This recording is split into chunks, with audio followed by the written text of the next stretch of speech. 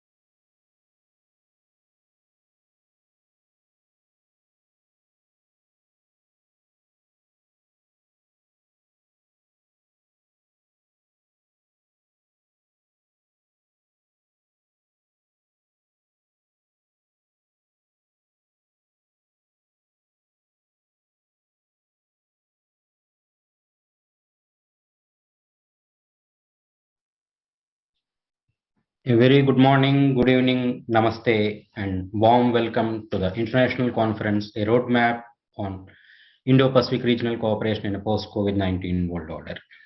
I'm Sandeep from the Department of External Relations at the Indian School of Business. After an exciting day one, with a good start of inaugural followed by dialogues on geopolitics, security, maritime, and climate change, we are now in day two of the conference. So this day two, we are bringing you very sumptuous food for thought with three exciting sessions followed by an interesting valedictory session. In the first session of day one, day two, we have a regional dialogue. So on the topic modernizing alliances, strengthening partnerships within and beyond the Indo-Pacific. For the last 75 years, the Indo-Pacific region has witnessed several regional alliances, organizations, and treaties.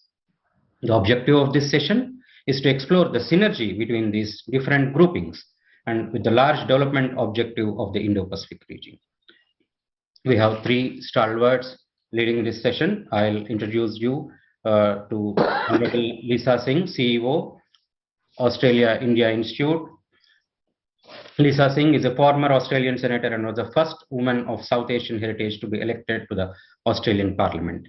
She is currently the CEO of the Australia-India Institute, a leading research policy think tank advancing Australia-India relations at the government, business, diaspora, and academic levels. We also have Ambassador Shankar, former Foreign Secretary of India and Senior Fellow and member of Governing Board, Center for Policy Research. Ambassador Shankar is also a member of Bharati Institute's Advisory Council at the Indian School of Business. And I am fortunate to be a student of Ambassador Shankar, who taught us international relations at the Advanced Management Program in Public Policy. And this session will be moderated by Sri Sanjay Baru Garu, Distinguished Fellow, United Service Institution of India. Dr. Sanjay Baru is a Distinguished Fellow of United Service Institution of India, and he has been editor of India's major financial newspapers like Economic Times, Financial Express, Business Standard. He was also the media advisor of former Prime Minister Dr. Manmohan Singh. And Dr. Sanjay Baru is also a member of Bharati Institute's Advisory Council. Dr. Sanjay Baru Garu, over to you, sir.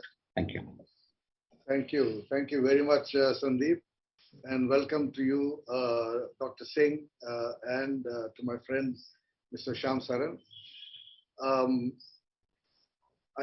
We've had an interesting day one, looking at the geopolitics and the developments in the Indo-Pacific region.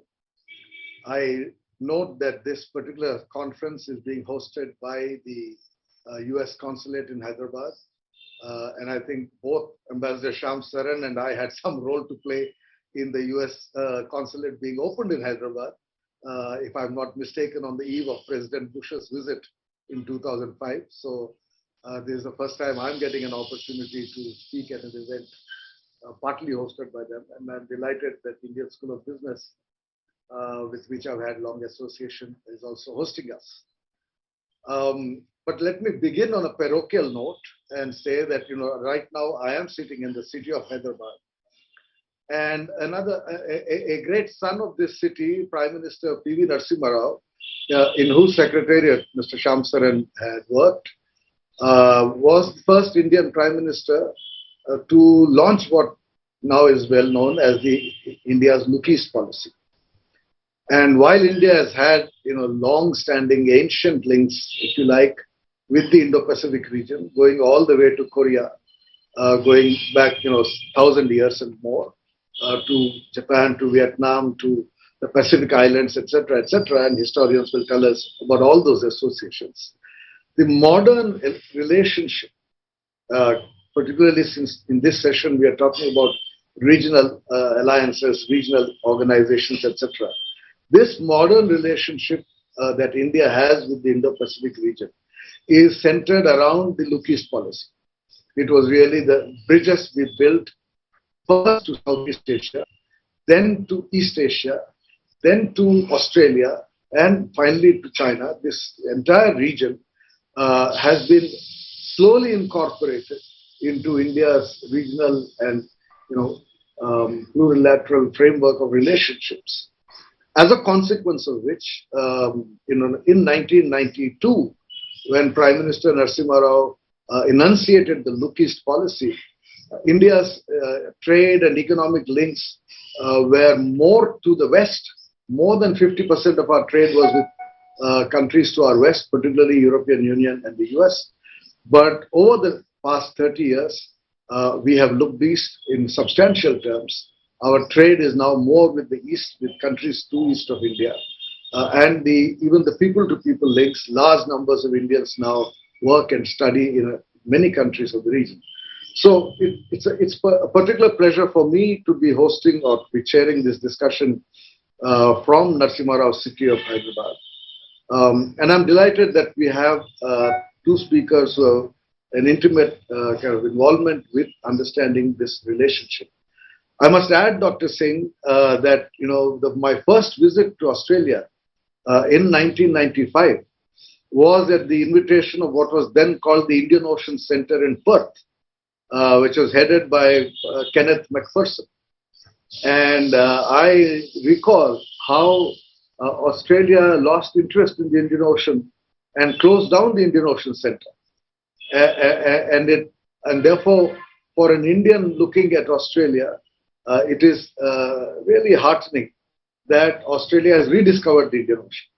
Because I remember Ken McPherson telling us that his centre had to be closed down because there was no funding any longer. And that was in the late 90s, early 2000s. So the fact that Australia is once again looking at itself as an Indo-Pacific country, and not merely as a Pacific country, is something I think we in India welcome. I remember, since you are in Melbourne now, I remember visiting Melbourne and visiting the Asia Pacific Institute or Asia Pacific Center and being told that India was not welcome in the Asia Pacific Economic Cooperation, APEC. India never could get into APEC as long as it wanted to. And then finally, when APEC was willing to invite us, we lost interest because then we were engaged with ASEAN and the regional summit, the ASEAN, China, India regional summit, etc. Anyway, all of that is history. I think now we are at the beginning of a very new relationship with India, with Australia, which is now anchored into the Indo-Pacific. Finally, let me say that one of the I noticed from all the speakers that we have a lot of Indians speaking, a lot of Australians, a lot of Americans, but only one Japanese coming in later today. But for me personally, and as an Indian looking at the Indo-Pacific, I would pay enormous tribute to the role of Japan. I do believe that the seminal text that defines the new Indo-Pacific relationship is Prime Minister Shinzo Abe's address to the Indian Parliament in August 2007, that both Ambassador Shamsaran and I heard in person sitting in Parliament. I think that speech, the confluence of the two C's, which has been mentioned in the literature around this conference, is a seminal speech. There are many fathers of the Indo-Pacific concept. Some names have been mentioned in the literature circulated with this conference. Hillary Clinton went to Chennai and gave a very famous speech in Chennai on the Indo-Pacific. So there are many people who would like to take credit for having conceptualized this idea. But I would really suggest that we owe it to Japan, to the leadership of Prime Minister Abe, for the manner in which he brought focus on the confluence of the two C's, as he called it, that the integral link, not just the security link and the strategic link, which has been the subject of yesterday's conversation, but the economic links and the regional cooperative links, which I would expect and assume that both of you would like to speak about. So with those introductory remarks, let me invite both of you. We'll have Dr. Singh speaking first and then Mr. Saran. And after they have spoken, we'll open up for question and answers from our audience. Dr. Singh. Well, thank you very much, and for that warm introduction about your time, Sanjay, with Australia in the past, in terms of your visits here, your understanding of our relationship with India in the past compared to now as well. I have to say I've used the word buoyancy a lot lately. Buoyancy as how I reflect the Australia-India relationship. But as you rightly say, it has not been always the case that both countries have been so closely aligned as perhaps they find themselves at the moment. And I'm looking forward today to delving into some of the reasons why that is the case. But first, can I just say that, to talk on this panel event about modernising alliances, strengthening partnerships within and beyond the Indo-Pacific is a very timely event when we look at some of the issues that are facing this Indo-Pacific region. On the name of the region that you refer, that is something, that sort of lexicon is something that has now been embraced by the Australian government and indeed by think tanks throughout Australia, that we use the term Indo-Pacific. We are no longer just, the antipodes or just, something that only focuses on the Pacific. Having said that, the Pacific is very important to Australia. But we have broadened our reach to ensure that India is a key partner of our country. So that is really, really important. But in terms of what we are delving into today, I did want to draw on the fact that the US Indo-Pacific strategy does actually acknowledge that there is no region that will be of more consequence to the world than the Indo-Pacific. And I couldn't agree more with that. In terms of the huge potential and opportunities it offers in an economic sense, but also, of course, looking at the moment at the geopolitical threats and the need for regional cooperation with like-minded allies like those that form part of the Quad, for example.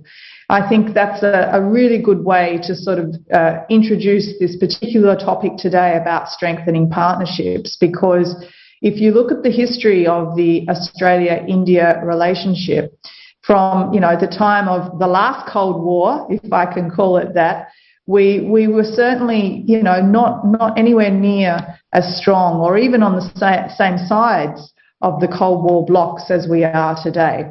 And so since that time, there has really been a term called unfulfilled potential seen between the relationship of Australia and India.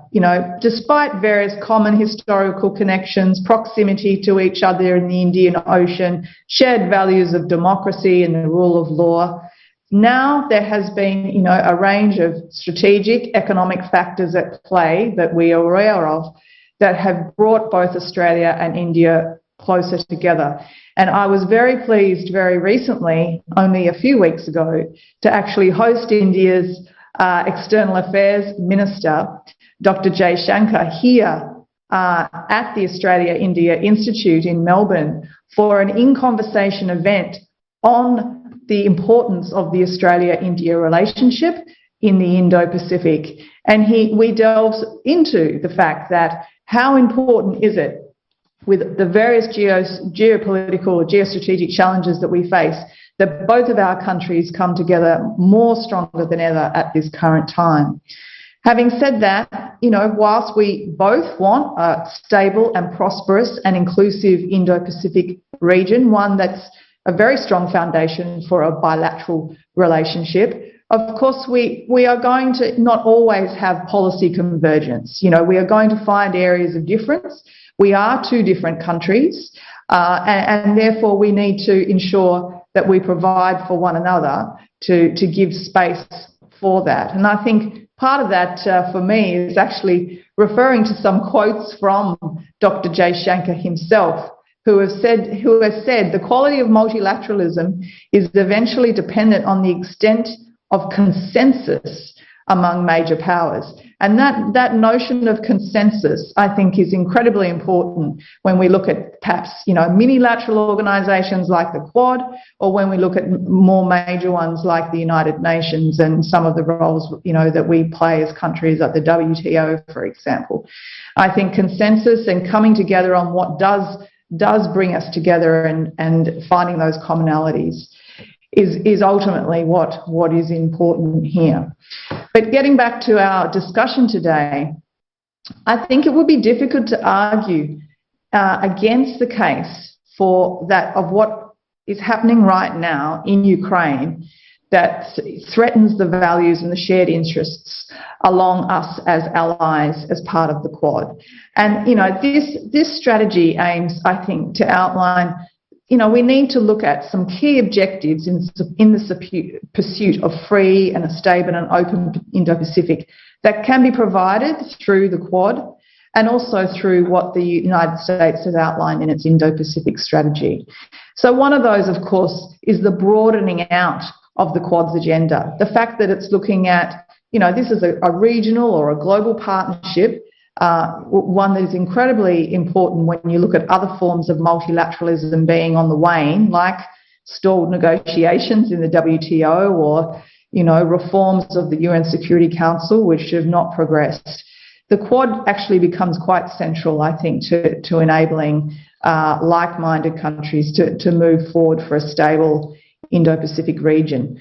I think it's about leveraging the respective strengths of our individual countries to achieve our global goals and looking, I think, beyond just perhaps those hard power issues to areas of science and technology, to the issue of vaccine diplomacy, of the climate resilience policies that we need as countries. Because I think what's important through all of this development that goes on through Quad countries is that poorer countries don't get left behind in a so-called digital divide, for example, as we move forward with our various technological pursuits. And I think in terms of, the harder issues that we all face, India has chosen a very cautious stance regarding the current war in Ukraine. Clearly, its primary focus at the moment is to navigate the Western response to Russia's military invasion, but it's also, of course, ensuring that its strategic and security relationship with Russia is something it has to balance through. So India is in a very precarious position in that sense because of the ongoing tensions throughout its borders. It doesn't have, like Australia, a sort of a defence or a strategic alliance with another country like Australia has with the United States. So it does take, I understand, a very cautious approach, an approach that ensures it has its own autonomy in this sense. I think, though, overall, in terms of some of the other areas that our countries are working together on, the climate working group, the vaccine partnership, supply chain resilience, all that come out of the Quad meetings, all of these make absolute sense if we want to ensure further development in our region. The other thing I wanted to raise, which is very exciting, I think, for our countries as we move to the end of this year and into next year, is that India will host the presidency of the G20 at the end of 2022, with the G20 summit in India in 2023. I understand India's been a member of the G20, for some since 1999. As we know, it's the leading global forum for global economic development. And I think this is where, again, as like-minded countries that want to see further development in our region in these areas of UN reform, of looking at innovative technologies like green hydrogen and battery storage, infrastructure development and the like, there is such a broad agenda that India and Australia can bring to that G20 forum. So we don't need to think that multilateralism is dead, but we do need to reflect on the challenges that it faces and look at other sorts of regional groupings like the Quad, like the G20, that can equally, if not more, be active in our Indo-Pacific region to not only deal with the hard power issues that we currently face and those tensions, but to deal with more of the development platform that we need to ensure that the Indo-Pacific region is indeed, becoming the economic powerhouse, can I say, of the world as we go forward. Thank you. Thank you very much, Dr. Singh. I'll come back to some questions for you after we hear Mr. Shamsaran. I invite now Mr. Shamsaran to make his remarks. Sham? I think his link is Ambassador Saran? Oh. Well, before we get him back, he's back. Can you hear me, Mr. Saran? Yes. Are you on? Yeah, I'm back. Sorry, Yeah, it you're keeps back. going on and off. Yeah. Thank you. Your turn now. Okay, I hope I don't get interrupted, but please bear with me. I'm in a somewhat remote location, so this does happen once in a while. Thank you very much, Sanjay, for your introductory remarks, and I would like to thank Lisa also for the very pertinent, observations that she has made. She has drawn attention to the fact that there is a certain flux now in every region of the world as a result of what is happening in Europe, the ongoing Ukraine war. So let me first of all make the point that if we think that somehow the Indo-Pacific will stay as it is, or our perceptions with regard to Indo-Pacific strategy is going to remain unaltered, I think that would be not a very realistic situation that we can anticipate. Let me say that as far as the most important actors in the Indo-Pacific are concerned, Sanjay, you mentioned the very important speech made by Prime Minister Abe about the confluence of the two oceans, and this precisely is the most important security perimeter as far as India is concerned. And with the kind of pressures that we are facing, the change which has taken place in the relationship with China, thanks to the events on the India-China border, a stability, a tranquility which was maintained for many years, since at least 1976. We used to be very proud of the fact that not a single shot had been fired in anger at the India-China border since 1976. I mean, that's how long the stability, in fact, endured. So that has changed, and that has also implications for what will India's contribution be to the Indo-Pacific strategy, where the maritime aspect has become so important. So let me begin by saying that as far as the security side is concerned, we should expect that the famous US pivot to Asia is once again probably going to be delayed, probably will not take place with the same kind of,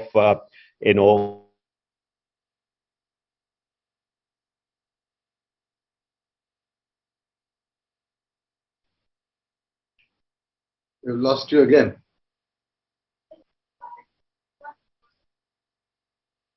the US ambassador to India at a time when we were building up the India-US relations, but who is now with the Council for Foreign Relations. In a very recent piece, he has said, looking at what could be the impact of the Ukraine war on Indo-Pacific, he says, over the next several years, the US must adopt a slower, less intensive pivot to Asia than it intended before Putin's war. That is, however, preferable to no pivot at all, or to pretending that the crisis in European security does not alter American plans.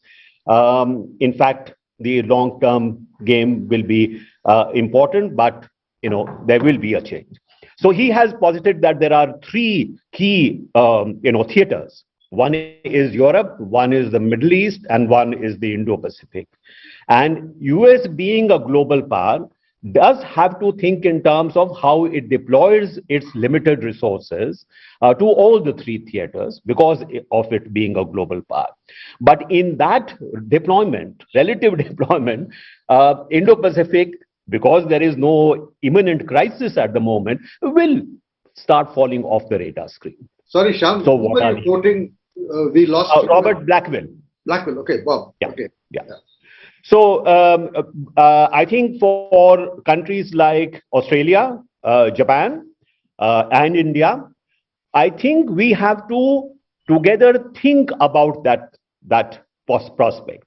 That even though the US role and the US commitment will remain critical for any Indo-Pacific strategy, but I think, like in Europe, the Europeans are finding that they have to depend more and more on themselves in order to ensure regional security. I am afraid that is what we need to do here as well. This is not to say that we doubt American commitment. This is not to say that the United States of America becomes a lesser contributor to security Indo-Pacific. But in terms of what could be a viable security strategy in the Indo-Pacific, there will be a greater role for India, Japan, and Australia to play.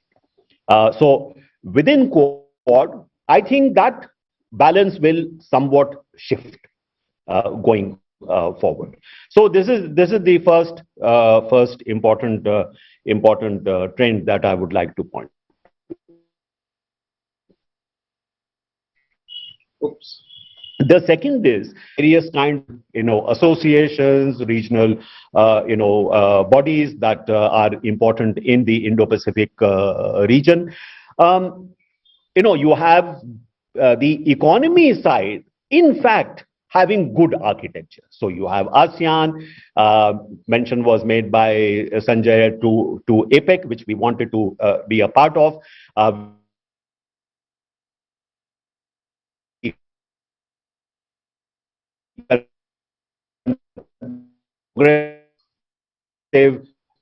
Trans-Pacific wants to join, and US is finally thinking in terms of some kind of a Indo-Pacific framework for economic relations. But it would be fair to say that while on the economic side, there is fairly good architecture and norms and standards, we do not find the same on the security side. So as the hubs and spoke kind of, military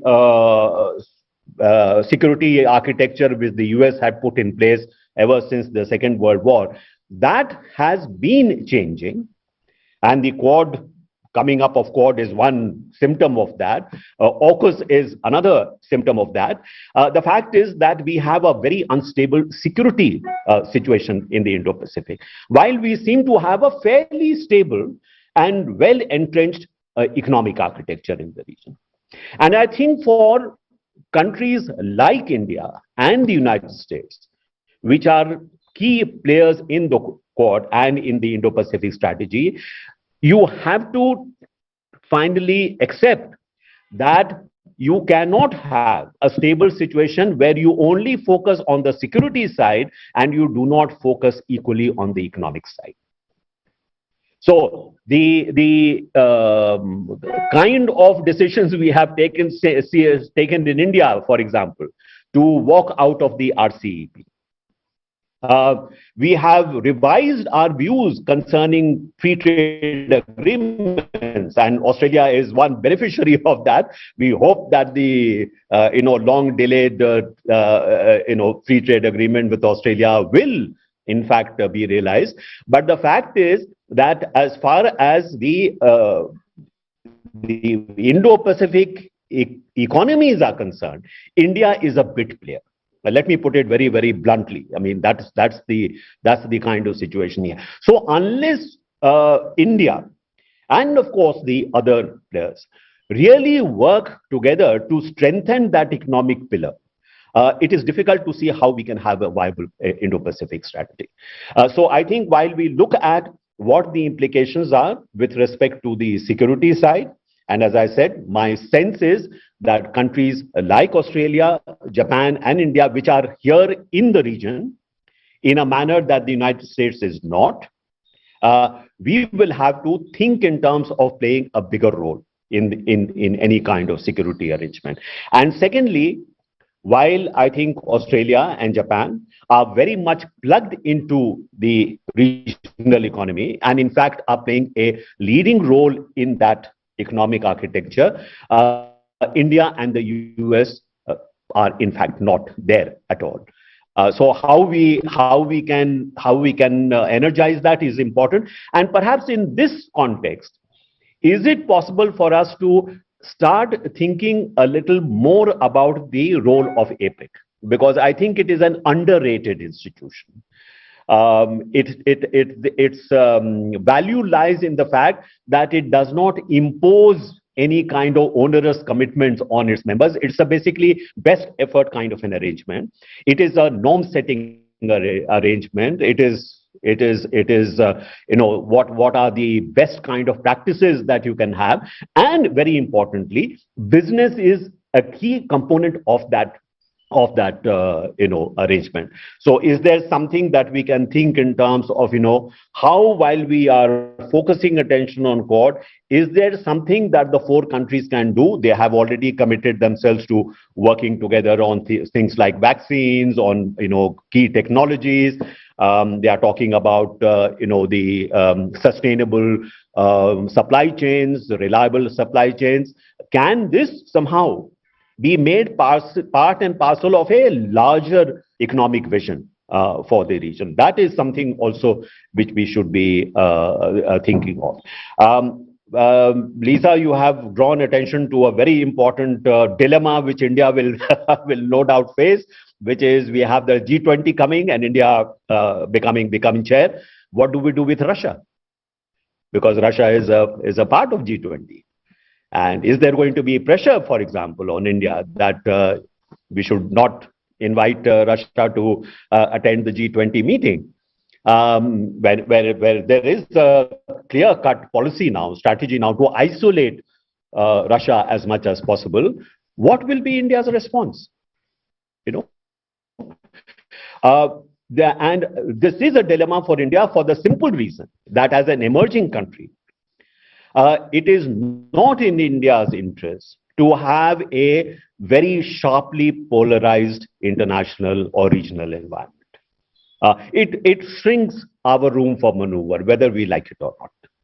So some level of confrontation between the US and China, yes, but a level of confrontation which actually says either you are with us or against us, that is not a very comfortable position for a country like India to be in. Now, I just go back to, for example, the Cold War era, where we had, the two military blocs. You had, the ideological confrontation. Perhaps the ideological confrontation today is not as sharp as it was at that time. But our response at that time was really the non-aligned movement. Don't forget that it was at sometimes even referred to as a non-aligned bloc, as if it was the third bloc in the international landscape. Why was that the case? Because we were very uncomfortable with that kind of a polarized international environment, which really inhibited our role. So the non-aligned movement was our response to trying to find that space for ourselves. I think today, it's not exactly the same situation, but I think it is trending towards that situation, and perhaps we need to start thinking about how we are going to respond to this. But this is not unique to India. This will be something which will be also faced by countries like Australia and Japan, even though they are members of the of military alliance with the United States. So a very, very difficult period ahead, but I still believe that the Indo-Pacific strategy is something important. We should be thinking in terms of how the new situation in Europe is impacting on that. Lastly, I would say there is a possibility I do not say that this will happen, but this is a possible. There is a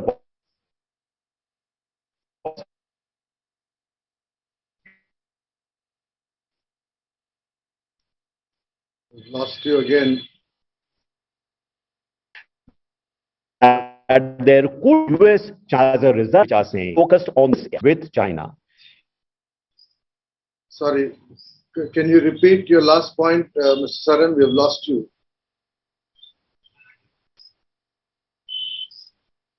Okay, let me see if I can continue the conversation till he's back.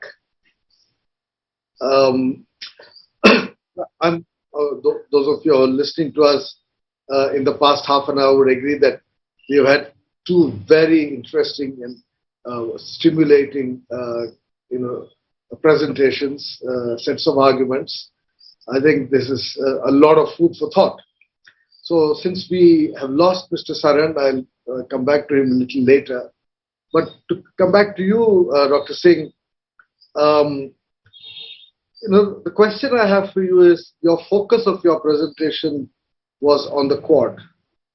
But the Indo-Pacific is more than the Quad.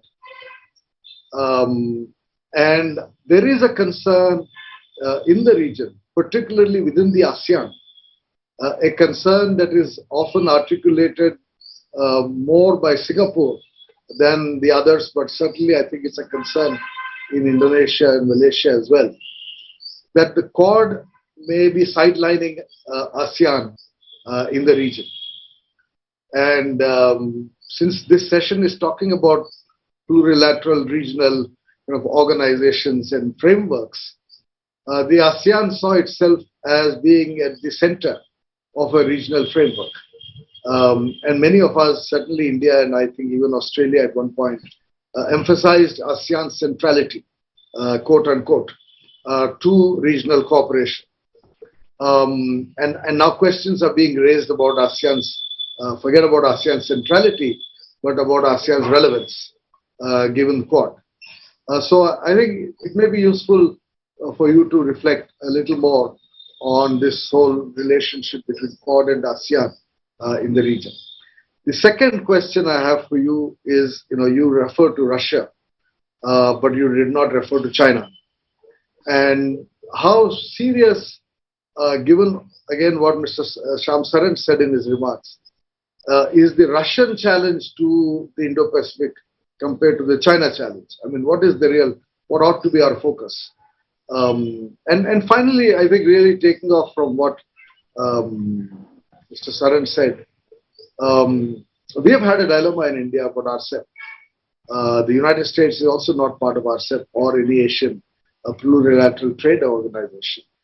I wonder what the Australian perspective would be on RCEP, on India and the US being part of a regional trade group. If you can, give your remarks before we get Shyam back and some questions from the viewers. Thank you. They are some very, very pertinent yet challenging questions, Sanjaya. So thank you for them. So let's just start by looking at the Quad and ASEAN. Firstly, ASEAN has been around a lot longer than the Quad. And if we look at the history of the Quad since its sort of formation around 2004, I think, in fact, it came out of the tsunami that happened in the region in 2004. It really came out of a humanitarian need. And then it's ebbed and flowed in terms of it being a grouping since then in all sorts of shapes and forms. And it's only been recently, very recently, that India has actually elevated its participation in the Quad, and placed itself in a sort of higher importance with Quad members in terms of looking at peace and stability in the Indo-Pacific. So, and of course, the Quad does not call itself an alliance. It is not a formal structure like ASEAN. It is, in fact, just a group of countries. So I think we need to remember that as well in terms of its comparative value to ASEAN. Having said that, of course, it is doing some sort of, it does have a work plan, or at least a working agenda, which some may say is complementary to ASEAN, or maybe, is not complementary. And I think this comes to the sort of the hub of your question, because the Quad has expanded its agenda into all sorts of new initiatives that, fall under that banner of promoting a free and open Indo-Pacific, which is what all Quad countries share in common. But let's face it, the real focus of the Quad, it has not been in being some sort of counterbalance to ASEAN. It has been really to address the China challenge. And it's whether it's a China challenge in a geopolitical sense or geostrategic sense, or in an economic influencing, re-emerging power sense. And in terms of the recent Quad meeting here of foreign ministers that happened in Melbourne, it was very much on that, on its approach to China more broadly. Having said that, it has expanded its agenda. And of course, it never uses the term China in any of its communiques. It acts quite diplomatically in that sense. But it is about China's ambitions and tempering that aggressive behaviour in that sense of China in the region and on the world stage. I think what is really good for Australia and its participation in the Quad is that, it is part of countries that are not just part of the Anglosphere. If you look at Australia's recent, sort of grouping it formed with AUKUS, there was a lot of criticism about Australia forming again back into the Anglosphere with both the US and the UK. So I think what is really important about the Quad is the fact that it does broaden for Australia out its sort of engagement in the Indo-Pacific through some really leading economies, being India and Japan. And of course, then there's all the four, what the four countries have in common.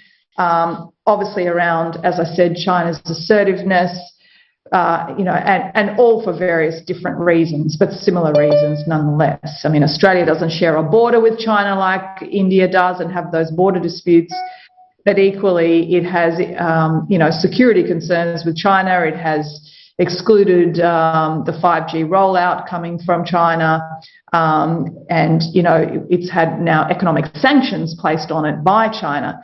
All of this has sort of threatened the economic base of Australia and made us want to diversify a lot more strongly in the region, particularly with India, in relation to the future of our economic base.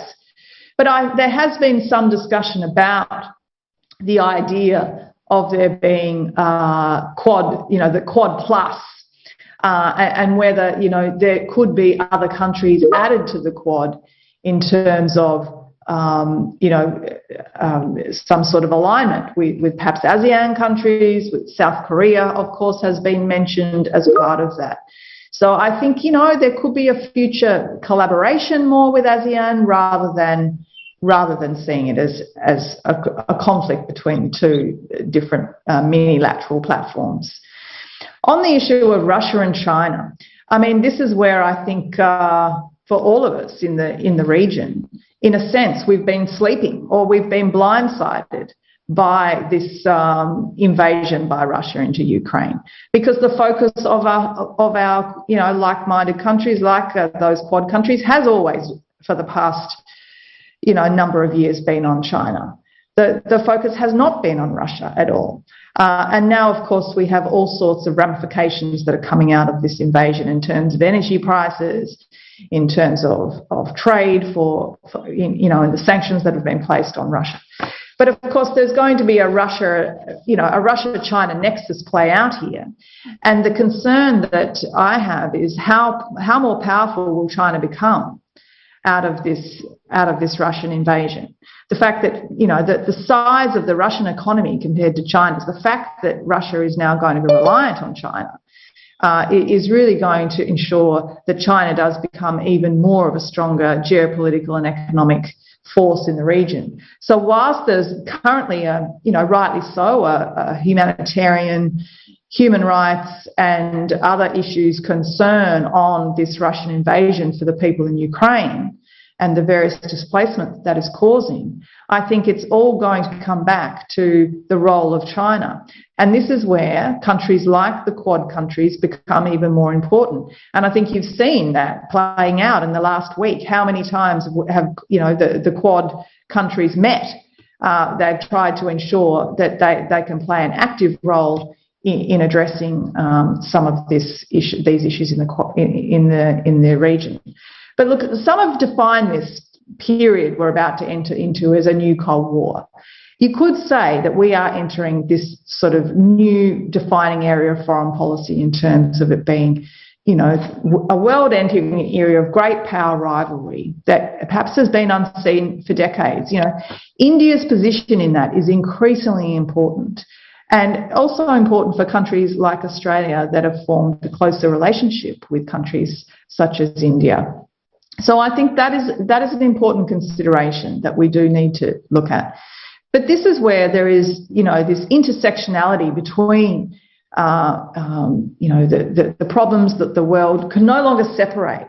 They're all connected in terms of the economic, the social, and the geographic and the geopolitical.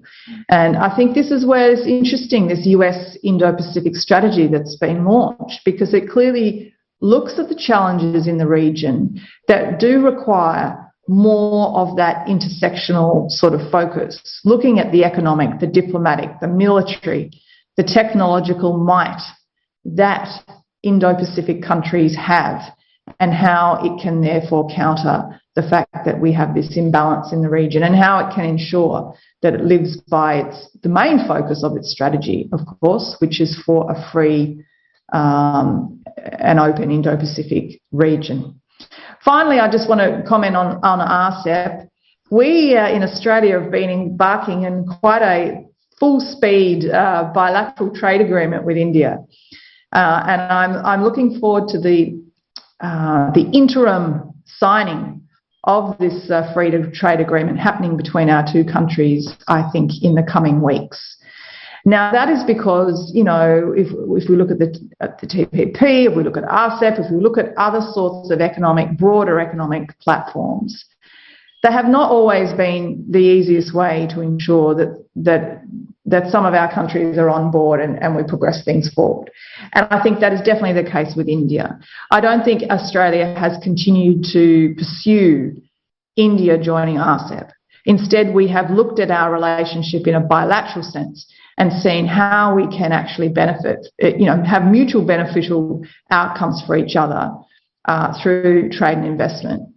For India, it's got a Make in India, very strong Make in India platform. It requires a lot of infrastructure. For Australia, we have a lot of investment, particularly with our superannuation funds, which are only contributing the most minuscule percentage into infrastructure in India. This could grow exponentially, and it's somewhere that I think we can really forge closer pathways.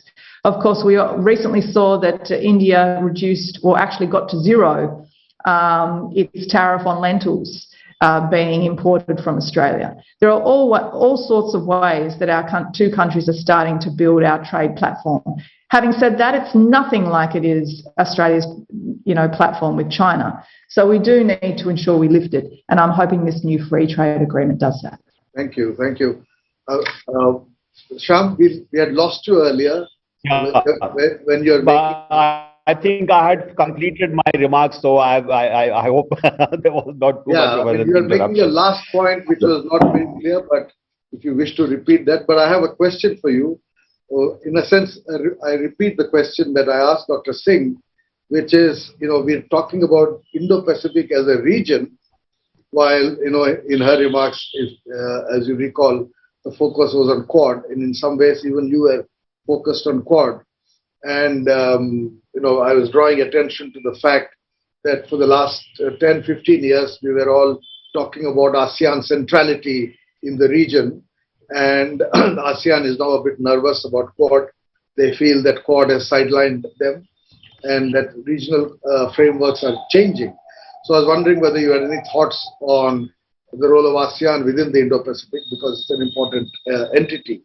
Secondly, I think you made a very pertinent point about the impact of what has happened in Europe on European security. and the pressure it is exerting on European powers to do more for themselves rather than merely rely on the United States. What does it mean for the Indo-Pacific? I mean, particularly Japan. How do you see, you've dealt very intimately with Japan over the years. How do you see Japan rising up to the occasion, as it were, to the challenge of regional security?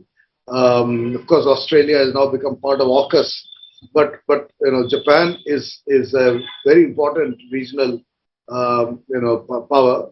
What kind of role do you see Japan playing as a consequence of what is happening in Europe, the kind of pressure on Germany and France to kind of stand up and be counted? Yeah, thank you, Sanjay. So let me point out that not only India, but the other Quad countries have been very careful not to contest ASEAN centrality as far as this region is concerned.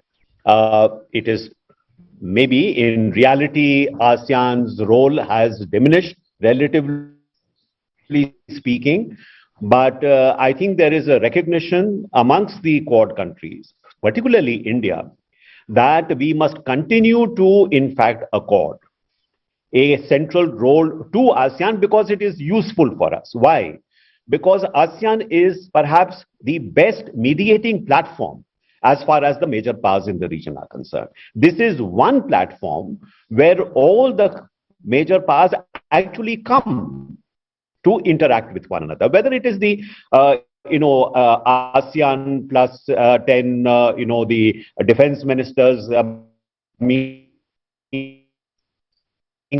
on the issue, the ASEAN Regional Forum, where ASEAN is the key player. Even if we are looking at the economic relationships, you see how many strategic partnerships which ASEAN has with different countries, including China, India, Australia, the US, Japan. So the importance of ASEAN is that even though itself may not have a great weight in the region, particularly on the military side, it is perhaps the ideal kind of a platform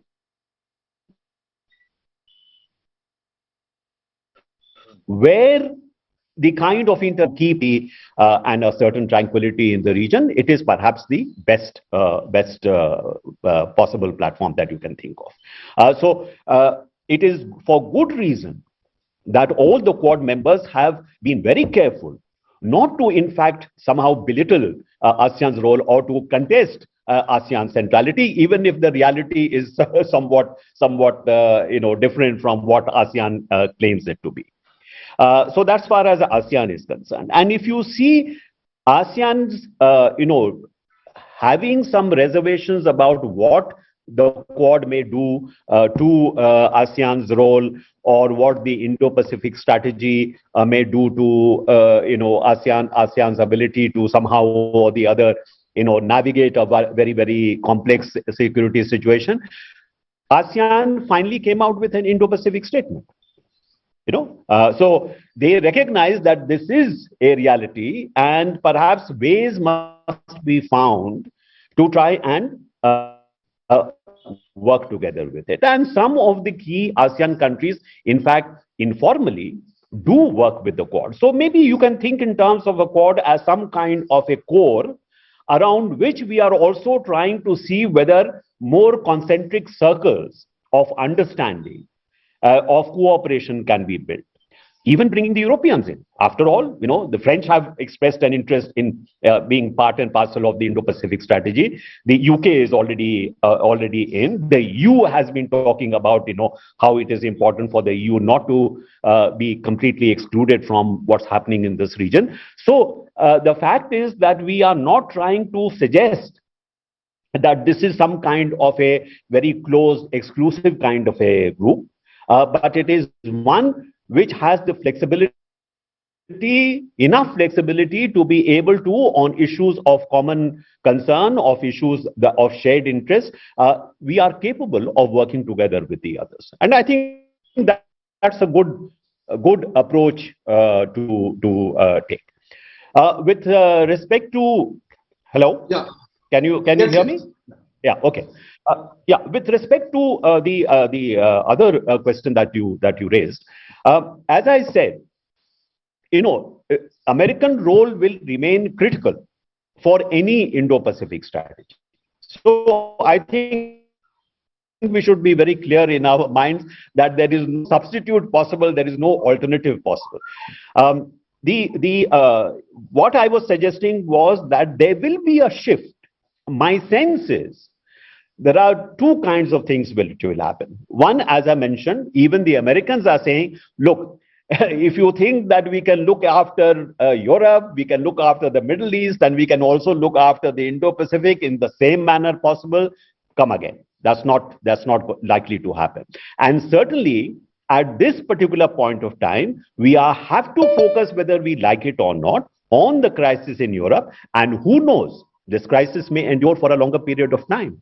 So the sense of threat in Europe may occupy the United States of America in a manner that it has not for quite some time. After all, earlier the United States was saying, well, Europe is important, but the center of gravity has shifted to the Indo-Pacific. We were also making the same point. The Quad members were also making the same point, but that has changed. Now, how enduring that change will be is a question mark. We don't know how this crisis is going to, evolve in the future. But if this is going to be an extended crisis, an extended and difficult security situation, whether we like it or not, the pivot to Asia, as Blackwell said, the pivot to Asia is going to slow down. If it is not going to change, at least it will slow down. So what does that mean for countries like Japan, like Australia, like India, who are members of the Quad, and not just us, but the other countries in the region as well? I have no doubt that just as there has been a break in terms of in Germany, which has allowed even a very cautious chancellor to put $100 billion straight away, euros straight away into the military expenditure, to finally say that yes, 2% of GDP will have to be now committed. I am sure that in Japan, the kind of view which was represented by Abe, which you and I are familiar with, that view will increasingly come to prevail.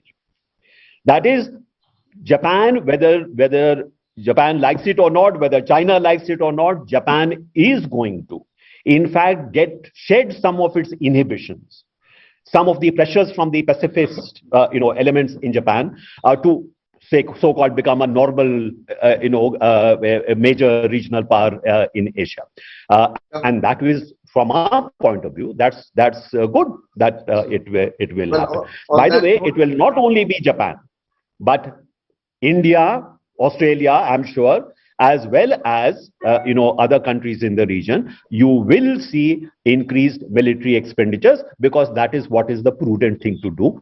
Thank you, Sam. I'm going to stop you there. We are running out of time, but I think it's very, very interesting remarks from both of you, and this has been a fascinating session. There were a few questions in the chat box which I've read, and I think both your remarks have addressed those questions. There's a question on AUKUS, there's a question on RCEP, there's a question on regional kind of institutions, etc. So those of you who are listening into this conversation, I imagine your questions have been answered in the remarks of the two speakers.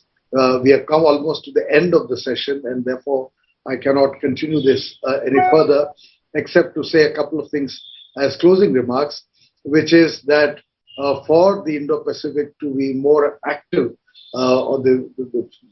in terms of regional economic cooperation, I think the point that Ambassador Shamsaran made about the need for both an economic and a security architecture being in tandem, the point that both the speakers made about involvement of other countries like ASEAN in the region, these are all extremely important, and the only way in which the Indo-Pacific region can remain stable, peaceful, allow for economic development, and certainly provide a framework for India's own growth, because for us the priority is our own economic prosperity, is our own security.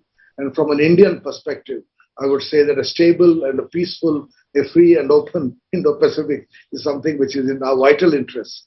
And therefore, we welcome all countries to create this framework so that we become a more prosperous and better country. Thank you all for joining us. We have come to the virtual end of the session.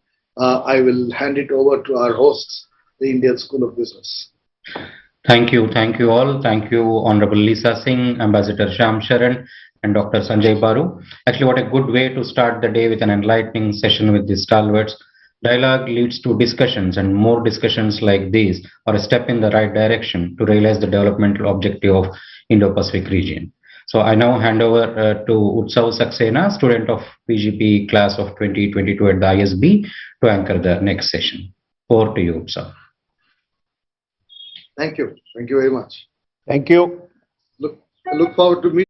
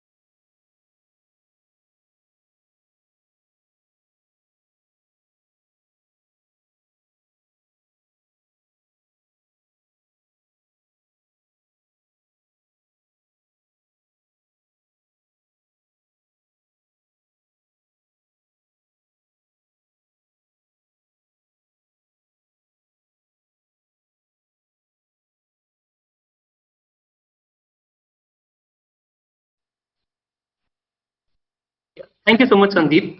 And now we know that despite COVID-19 impeding the pace of economic growth in the region, Indo-Pacific remains the epicenter of the world economy. That said, the objective of this session is to talk about such aspects which would collectively enhance prosperity in the Indo-Pacific region. I'm pleased and delighted to introduce the speakers for this session. We have on board National Vice Chair of Australia-India Business, Sanushka Sivamangal, who is a special counsel in one of the largest law firms in Australia, Thomas Care, where she specializes in public and private equity and debt fundraising, IPOs, mergers and acquisitions involving both private and listed companies. She was recently named one of the Australian Financial Review's 100 Women of Influence. She is also the former chair of the Australia-India Business Council, NSW Young Professionals Chapter. She is a mentor in Macquarie University's 2018 Lucy Mentoring Program and a member of, amongst other organizations, UN Women Australia and Women on Boards.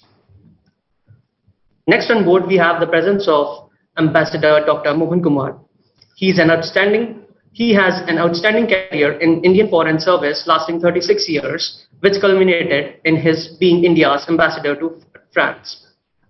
He has enormous expertise in the area of international trade and was India's lead negotiator, first at the General Agreement on Tariffs and Trade, and then at the WTO in crucial areas. Ambassador Dr. Mohan's specialization includes diplomatic practice and foreign policy, strategic partnerships with India's neighbors, and multilateral negotiations. He also serves as the chairman of Research and Information System for developing countries since June 2018.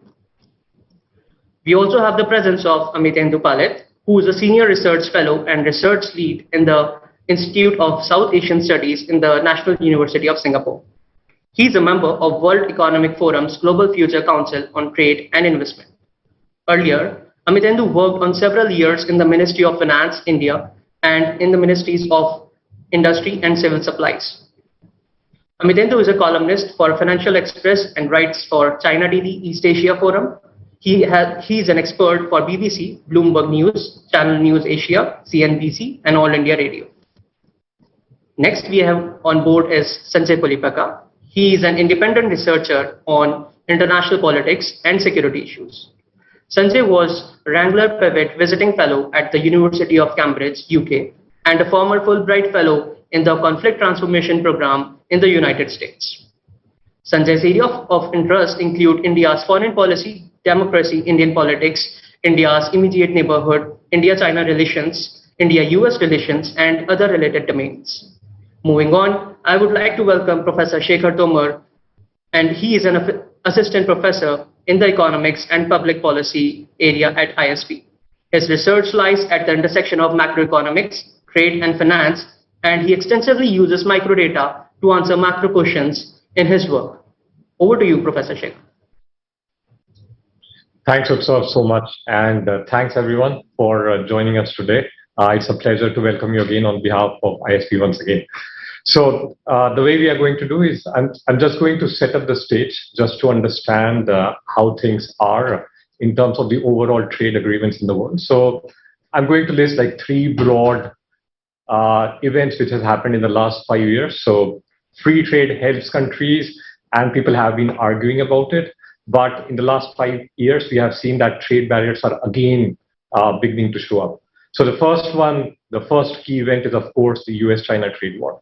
And we saw that because of this US-China trade war, we saw that free trade is important, but domestic compulsions, domestic politics is also important, which we saw in terms of the US policy specifically, that it changed over this period of time.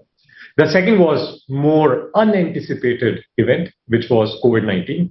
We were not expecting a pandemic in 2020, but it happened nevertheless. Now, because of the pandemic, the global trade, which is like very integrated these days because of the global supply chains, it was hit very hard, although we saw some recovery, but it has left some questions in the background, mainly about strategic importance. Are there some crucial sectors that countries should probably be self-sufficient on, so on and so forth. So there are important questions over there as well. I'm not saying it's a blowback against free trade per se, but it has asked countries to recalibrate their positions once again. And third, which is more recent one, which is the Ukraine-Russia crisis. And it's still in development phase. We don't know how it's going to impact the overall world situation, but it's nevertheless important for two reasons. One, because it has shown that in case of conflict, trade barriers can go up, which we see in the case of Russia. But second, and even more importantly, at least for the last few decades, the general outlook was that if you are integrated in the world economy, then probably your likelihood of participating into such conflicts is lower.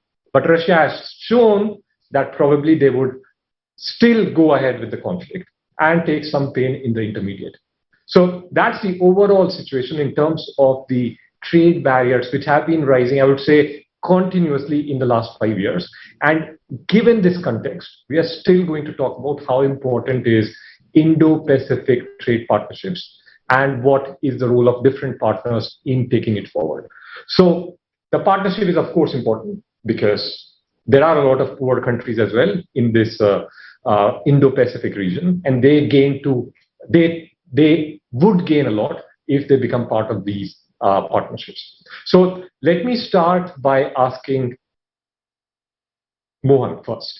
So my question is, of course, there is this background which I just laid out right now, but there are also unilateral, bilateral other multilateral agreements which has come up in the past, I would say, a decade or so. So what's the role of WTO then if all countries or group of countries are going to have their own trade deals? So is it aligned with the role of WTO, or you think WTO is becoming weaker? Over to you. Thank you very much, Shankar. Can everybody hear me? Yeah? Okay. So, Shankar, it's abundantly clear to me that the WTO regulated MFN-based trade era is over. I don't think it's coming back, because even the current negotiations at the WTO are completely plurilateral in character. They're not MFN-based. They're just a group of countries which are engaging in what is known as joint statement initiatives, which are essentially plurilateral. And indeed, the very engagement of these negotiations is questioned by countries like India, South Africa, which believe strongly that WTO is not the place for it. So a very brief answer to your question is the WTO is on the brink of irrelevance when it comes to making new trade rules. And until something dramatic happens at the 12th Ministerial Conference scheduled to take place in June, July, I may be proved wrong, but I think they will have a difficult time trying to regain the good old days of WTO when, there was a multilateral trading system, there was MFN, everybody participated in it, and we went from one round of negotiations to the other. Having made that point, therefore, the question is, what do we do with the Indo-Pacific area? I will begin, if you allow me, by saying that the Indo-Pacific region needs ballast. You can't really just talk security and strategy and even vaccines and then say that countries will have to really cooperate with each other and provide ballast. So I think the Americans in 2013 called it the Indo-Pacific Economic Corridor when John Kerry was Secretary of State and he announced that. What I find now that it's in October 2021 of last year, President Biden released a White House statement on Indo-Pacific Economics Framework, as they call it, IPEF.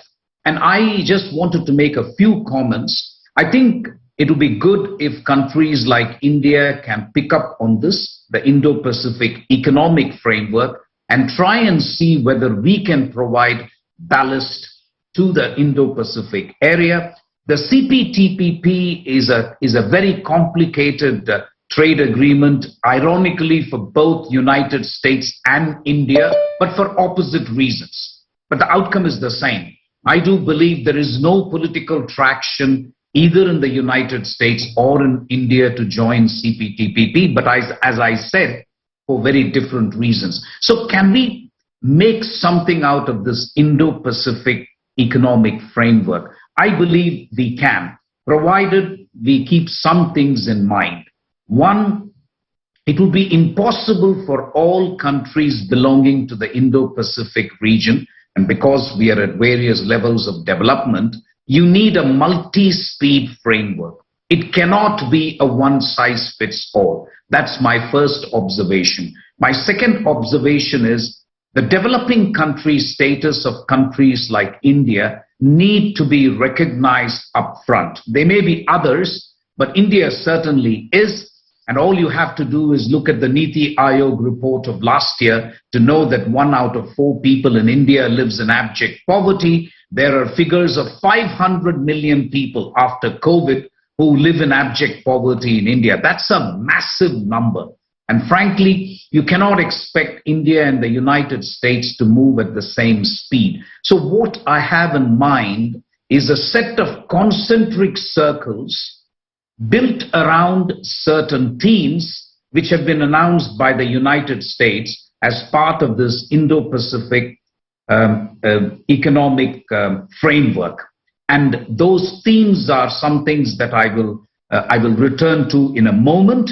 But to continue with my main points, which is concentric circles, multi-speed, developing country status for India, longer transition periods for India, and to see if India can join APEC so that APEC can be used as an institutional framework. Otherwise, we will have to think of something else. What are the themes? Since I don't want to exceed my 5 to 6 minutes, the themes announced by the United States are a priori not objectionable for me. Interestingly, it leaves out tariffs. So that would be a disappointment if you're a Puritan like me and who's involved in trade negotiations, but that is fine. I understand the political mood in Washington. So the areas announced by President Joe Biden are the following. One is trade facilitation. And I strongly believe this is an area where all Indo-Pacific countries can benefit, especially the small and medium enterprises. So trade facilitation is an agreement that India has already signed on to in the WTO, but can we go one step further? That's an area where I would urge India to go WTO plus, if you like. That's the only area perhaps where we can go WTO plus, enable small and medium enterprises across the Indo-Pacific. What are the barriers faced by small, medium enterprises? What is it that we can do to encourage small, medium enterprises from India, but also from other countries to get better market access? The second is the theme announced by the Americans as part of the Indo-Pacific Economic Framework is standards for digital economy and technology. And that can prove to be very, very interesting for all the Indo-Pacific countries. We are talking 5G, we are talking 6G as well. We are talking quantum computing, we are talking artificial intelligence. There are already working groups in the quadrilateral, the so-called quadrilateral security dialogue on this. And we can think of synergy between Quad and other countries belonging to the Indo-Pacific. I do believe India has a vital interest in being part of the standards in digital trade and technology. I don't think India, as an IT power, can afford to stay on the margins as it does now. We haven't been able to pass the data protection privacy bill in Parliament, and I don't think we can postpone it any further. We will have to indicate to the world what exactly we want in terms of data protection, in terms of data flow, what our position is on data localization, privacy, and electronic signatures, ease of digital trade. This is going to determine the future of the Indo-Pacific. China is going ahead in a completely different direction. Where I think it's a very interesting point you have made. Like, the technologies are new. India has a habit of being on the borders or not jumping in right away. So I'll probably bring in Amitindu over here to understand, because he has had like vast experience understanding how India negotiates and how India tries to still stay out of the negotiations at the last moment. RCEP, for example, India didn't become part of it. So I would like you to touch upon that. Of course, if I take away from Mohan, one key takeaway is that probably WTO is dead. So what do you think for countries like India? Like, how should they negotiate, and what would allow them to join these new trade partnerships based on the past experience that you have, Amitindu? And if you can also touch upon like some key areas from the supply chain perspective, because I think that is still going to stay, global value chains. So how can India and some other countries who try to stay on the borders and not jump in directly, how can they be integrated into this new order?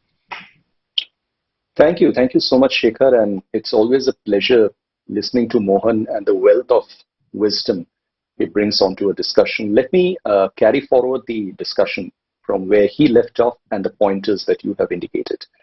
One of the interesting things, Shankar, is that if you look at this idea of Indo-Pacific, there is a downside to it, there is a flip side to it. The downside to it is that insofar as an economic geography vision is concerned, Indo-Pacific is not very definite.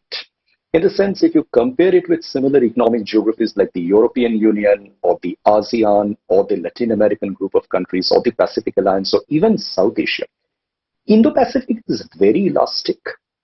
It's very flexible.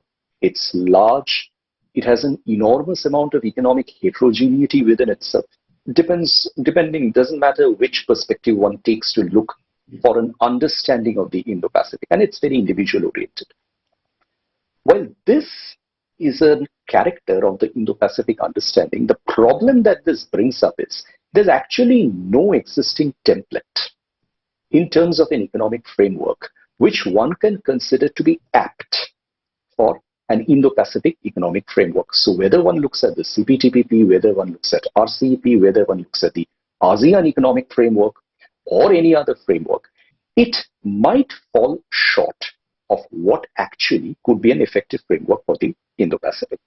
And obviously, this is a discussion which can never happen within the space of the WTO, because the WTO and the Indo-Pacific are characteristically, fundamentally, completely anachronistic to each other in terms of their broader understanding. But the advantage that Indo-Pacific has is that because no existing framework can actually subscribe to the idea of Indo-Pacific, it can lead to a number of great opportunities for being innovative and for moving forward to a framework which can be very different, can create a new template which is aligned to the ideas of the modern world, particularly in a post-COVID-19 scenario, and taking into consideration all the realities that have emerged from thereafter. So this is, for example, for the first time that a framework is being proposed on the understanding of supply chains. Clearly, supply chains are going to be very vital in the idea behind Indo-Pacific, because this is for the first time that the world has taken a view on the fact that it is very important to safeguard supply chains. We have seen supply chain disruptions because of a number of reasons in the past. There was the Fukushima disaster, there were the Thailand floods, there was the Hurricane Sandy in the US, all led to supply chain disruptions, but nothing could be compared to the scale of disruptions that one witnessed post-COVID-19. And in fact, those are still continuing. It's not just China. The chip shortage is continuing, the food shortage is continuing. So it's something which needs to be brought in through collective action and an understanding of the fact that supply chains are national interest issues.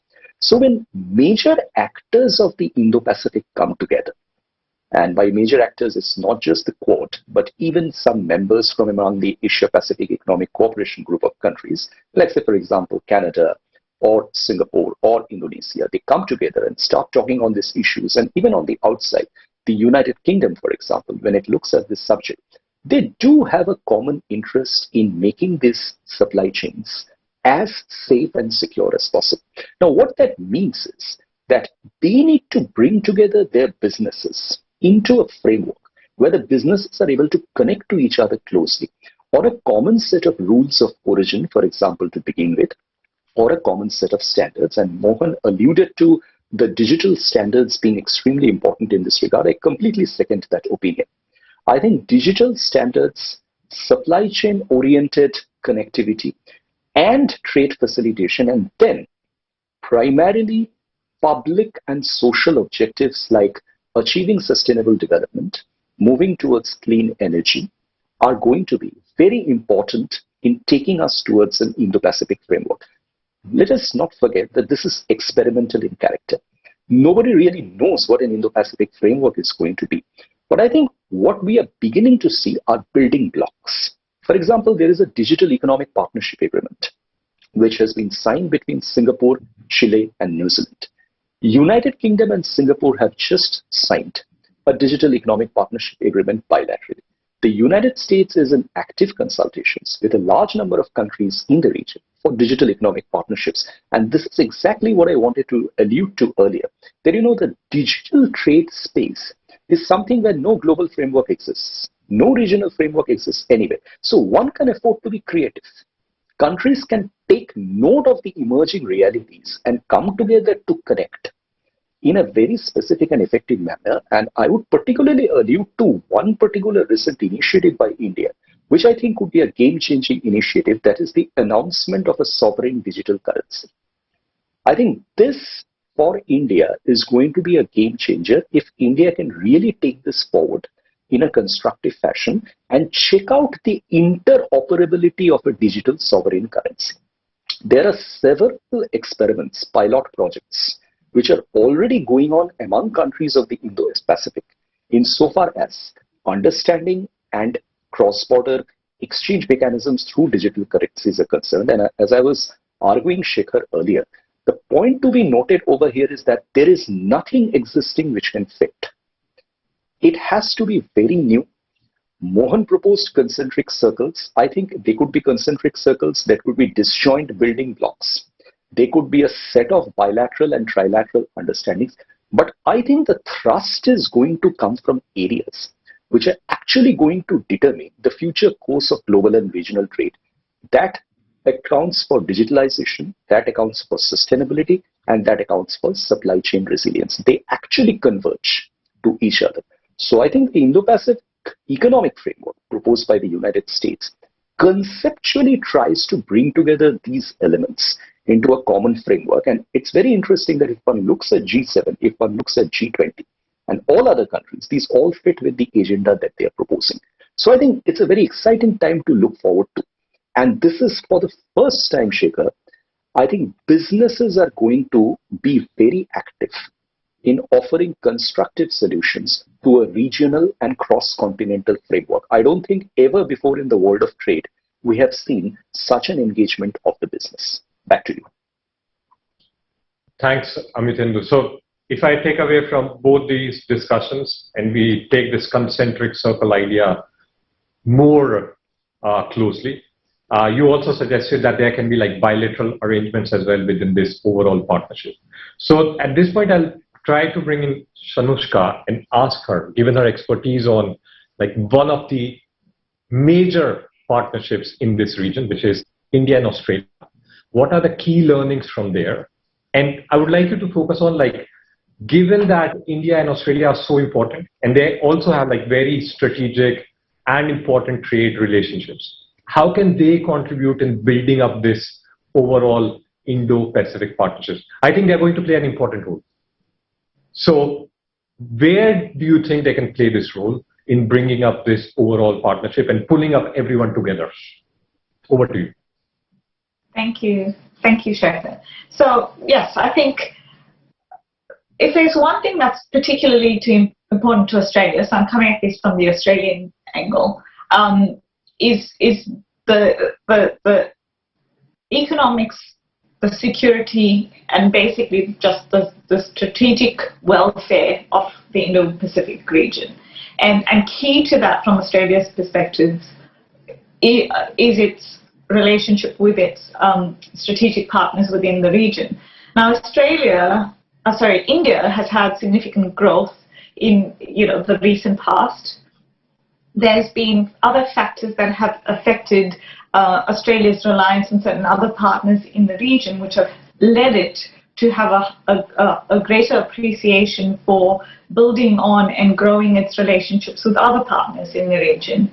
And I think particularly that's evidenced by the growth in the Australia-India trade relationship. So, for example, two-way trade in goods and services between Australia and India in 2007 was 13.6 billion, and in 2020 it was 24.3 billion. So that's a significant growth in that period of time, and that's been, I think, helped along by a number of factors, including the relationship between the prime ministers of both countries and their commitment to growing that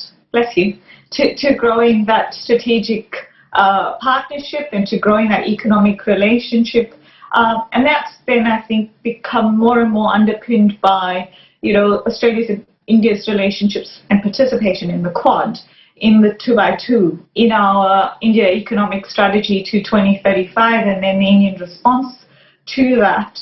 And then now the focus on the comprehensive economic cooperation agreement, so the free trade agreement for all intents, the SECA, and negotiations for which are well advanced for an early harvest agreement to be negotiated and signed very shortly, with a full agreement at the end of this year. So there's been significant movement in that. How that affects, and I think how that impacts the greater Indo-Pacific region, is it allows us to bring in our partners, so the relationships that, for example, Australia's that are key to or that we support within the region and helping to uplift them through our partnership with India.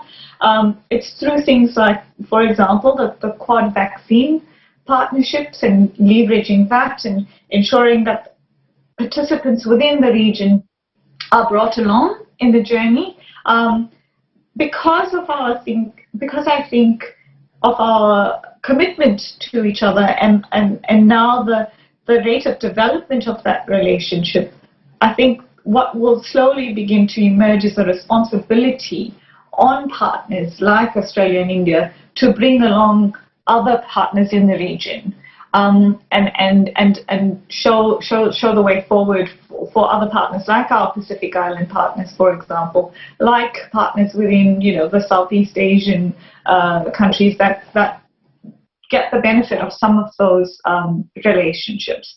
So I think, from a trade and investment perspective, that's particularly important to both Australia and India for reasons that are obviously obvious to each of those countries. But I think key to having those developed and advanced and an outcome for the region is that it brings along some of the others, which may not necessarily have been the case without that level of commitment and participation by Australia and India. I see, so at least in case of India and Australia, I see that geopolitical and even economic incentives are kind of aligned together. So at this point, I'll go to Sanjay and this is his area of expertise, understanding conflict, what makes countries come together, what makes them diverge. So at least in this Indo-Pacific case, given the large set of countries, and also we still don't know who all is constituted over there. So given this distinction between the final goals that countries want to achieve, how do you think we can bring everyone together on the same table and make them realize that, there is large gains to be made from this sort of partnership? And if you can also think of what would be the different blocks, one is of course developing versus developed countries, they have different goals. So from that perspective, so what are the different blocks you see emerging even within this Indo-Pacific, and how to resolve these issues? Thank you, Shankar. That's a wonderful question, actually.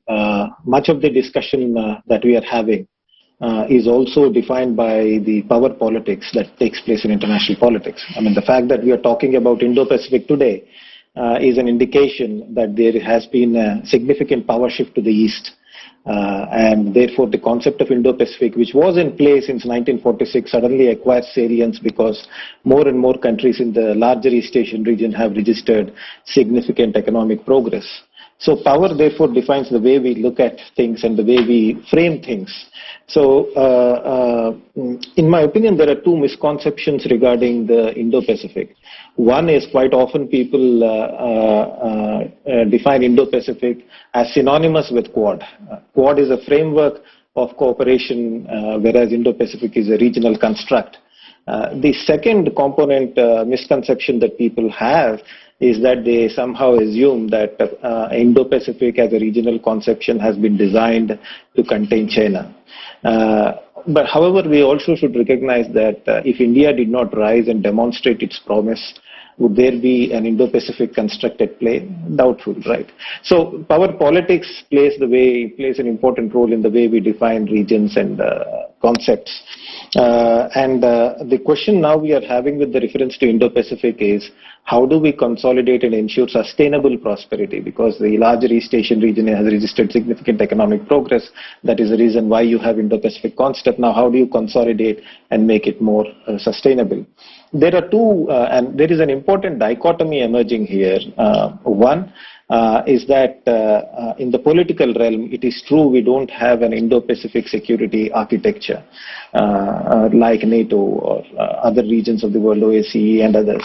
But on the other hand, there is new frameworks of engagement that are emerging. You have quadrilateral, you have trilateral, India, Japan, United States, trilateral.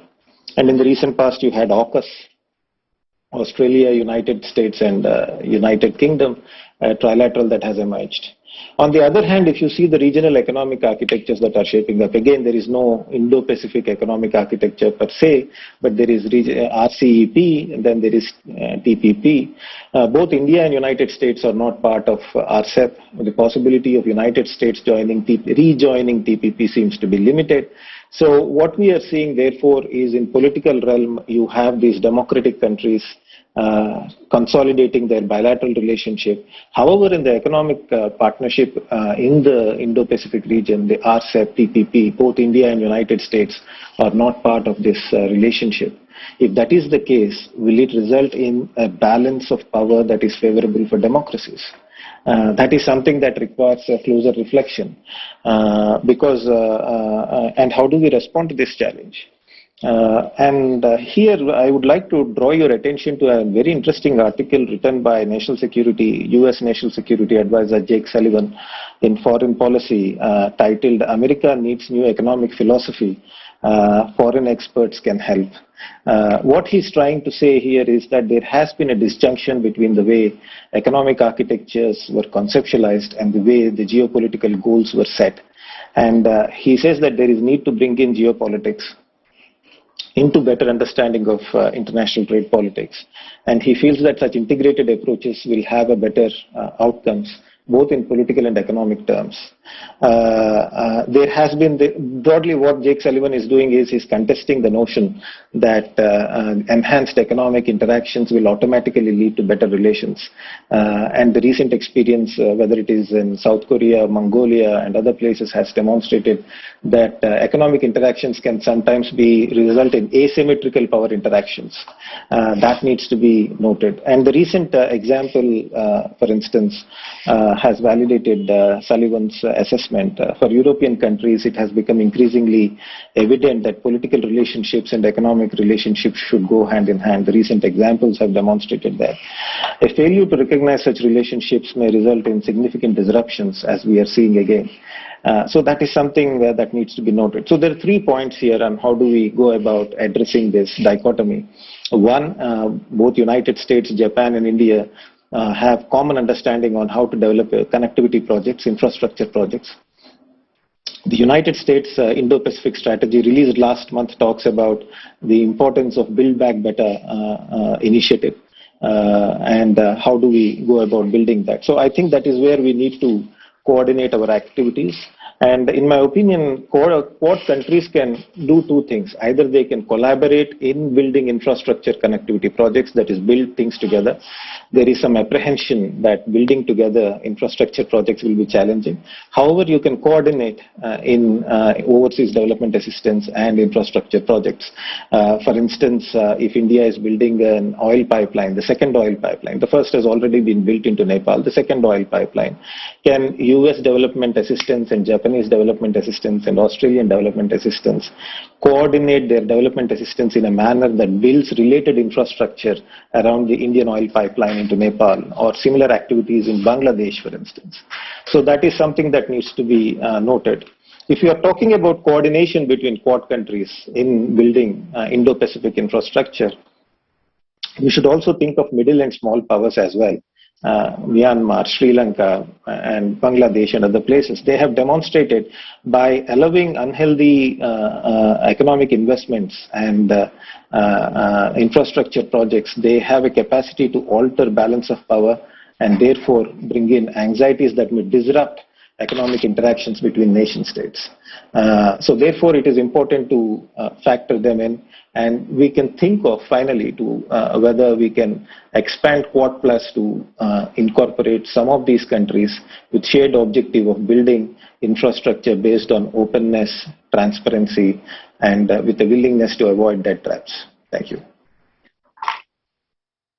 So if I have to synthesize probably the point that both you, Sanushka and Sanjay, you are making is that probably some heavy lifting has to be done by the bigger players in the Indo-Pacific to make it a reality.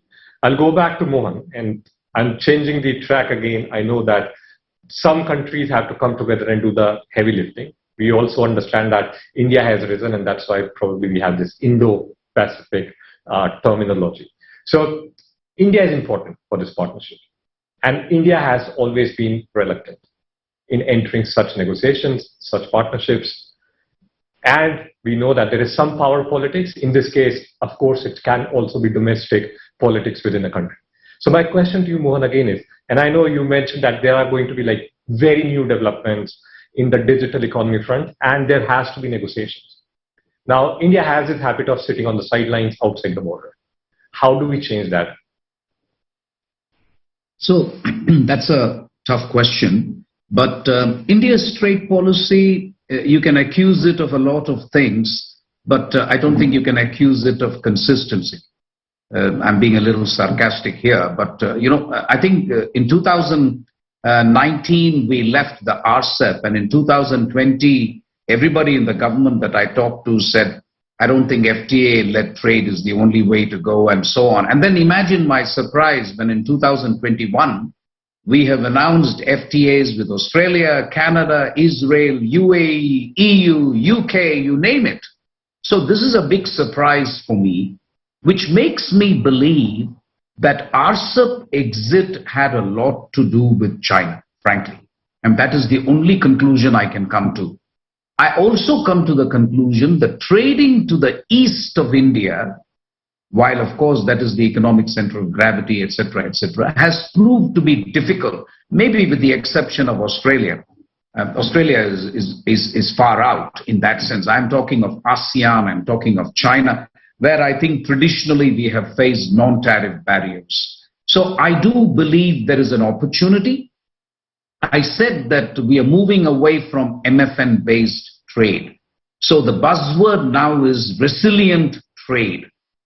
Resilient is just an expression. I really think it should be preferential. So you pick partners with whom you can do business. And I sincerely believe that India has an opportunity to stop sitting on the sidelines. I think we are gradually emerging out of the pandemic, with not too bad a record, actually. The exports are booming, maybe for reasons unconnected with India's openness, but nevertheless booming.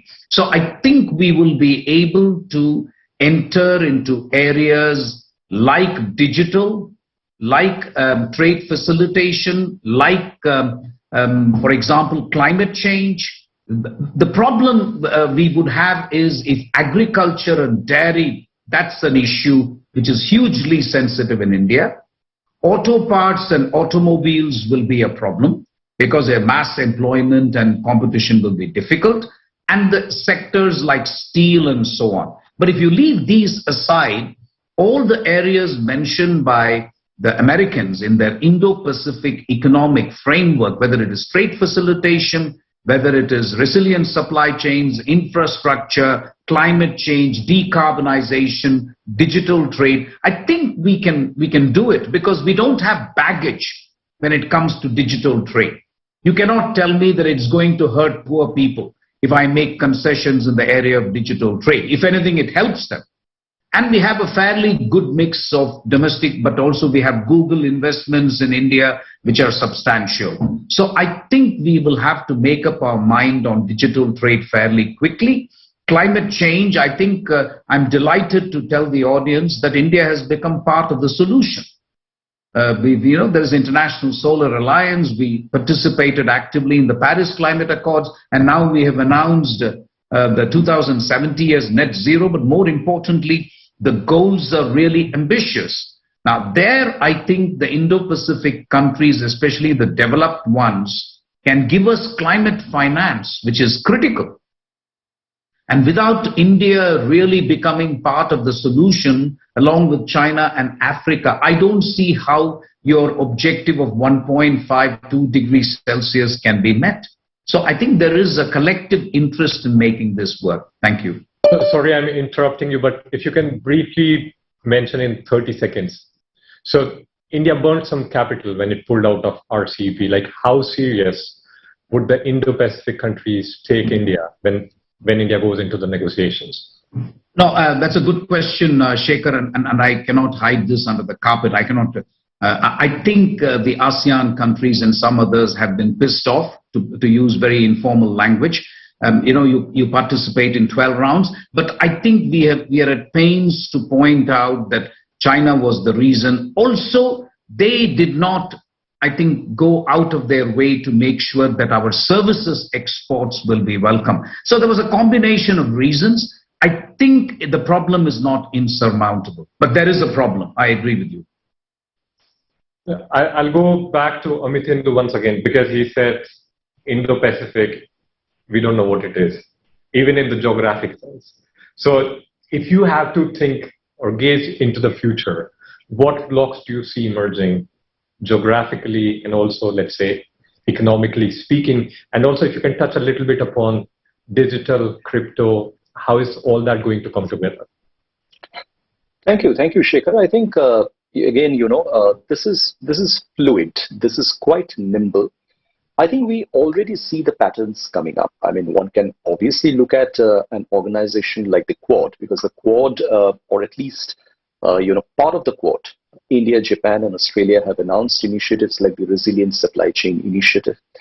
They are working with the United States on making resilient supply chains. They are collaborating on a large number of other areas. I think what I can see at this point in time coming up is actually a collection of middle powers who can be broadly defined as the large global economies with a constructive contribution to make in regional and global trade. And this will include countries like India, Australia, Japan, Indonesia, United Kingdom, Canada, who are beginning to talk a common line together. They have a certain degree of comfort in engaging with each other. They have common concerns, and they also connect on a certain number of emerging areas, like, say, for example, how to engage on the subject of 5G in telecoms. And when, Shankar, we think of what might be the Indian position to go ahead insofar as an Indo-Pacific economic framework is concerned, I think we are going to get some clues from what are going to come out in the India-UAE FTA, for example, when the fine print becomes available. And this, according to reports that are becoming available, is a very comprehensive FTA. It includes a large number of subjects, including it has very advanced provisions on IPR, on services, on digital trade, and on treatment and movement of pharmaceuticals, and also, very importantly, on movement of people. Look, I think if the countries are creative and looking to work a solution, it's not difficult at all to create partnerships. For example, again, let me go back to the India-UAE FTA. There is a clear understanding of mutual recognition of technical qualifications, skill qualification. One can apply that very same model in the area of digital agreements. It's not going to be difficult at all. I mean, let me give you a micro example. Today, chartered accountants don't need to cross borders for signing off on balance sheets. It's just a question of accepting digital and electronic signatures, which makes this entire issue so much simpler, as opposed to a situation in the past when chartered accountant regulators on both sides of the border had to search for ways where their technical qualifications can converge. I think India today understands that the world has changed. And the world also, to an extent, at least the Indo-Pacific movers and shakers, when they engage with India, they do understand that they are talking with an India which is not really going to focus entirely on the issues that held back its trade participation in the past.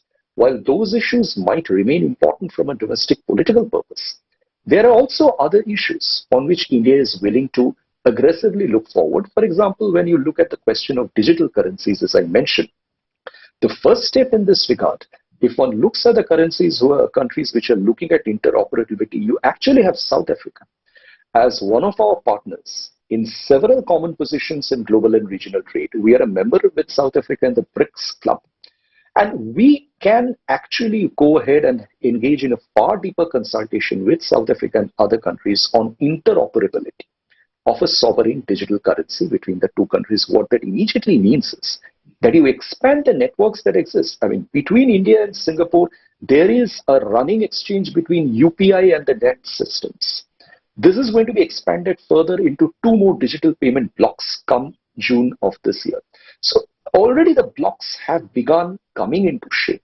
So all that is required from here is to take the next level of agenda and ambition together and see how much of it can be achieved without too much of complication, because honestly, digital trade is an area which has proceeded so remarkably fast and so invisibly, if I can use that expression, that you'd really see a point of domestic political irritation arising over here, because the systems have already become integrated. I mean, it's already Netflix, which is streaming everywhere across borders. We have the OTTs connected across borders. We have a huge amount of online higher education exchanging across borders between India, Asia Pacific, and the rest of Indo-Pacific. I think the ground is set. All that we need to agree upon now between India and certain other middle partners and movers and shakers of the Indo-Pacific is just how you want to bring it together into a couple of sheets of paper. That's it. Thanks, Amitendo. So I guess it would also lead to generation of basically new IPs, new codes, which allows easy sharing across different partners. So I'll go back to Shanushka once again and try to understand at least the India-Australia partnership more closely, try to understand like what are the technological front that you see opening up for these two countries to collaborate, like more within the 5-year framework. And then there's also another question from the audience. Syed has asked, and I'm converting it to the Australian case. So we've seen Australia has been like very inward looking, at least on the mobility part in the last 2 years, which was kind of expected because of COVID initially. But do you see that mobility issues are also going to be addressed, at least from the Australian perspective, and inviting more migrants into the country? That's a tough one. Should talk to our Home Minister. Maybe I'll address that second question first. Yes, I mean, as everyone is aware, Australia's response, the Australian federal government's response to COVID was to lock down borders and restrict travel. Those have recently opened. One of the most significant impacts it had to Australia, particularly our international, to our educational institutions, was the impact it had on our international student intake, and also our ability to attract and retain quality skilled labor.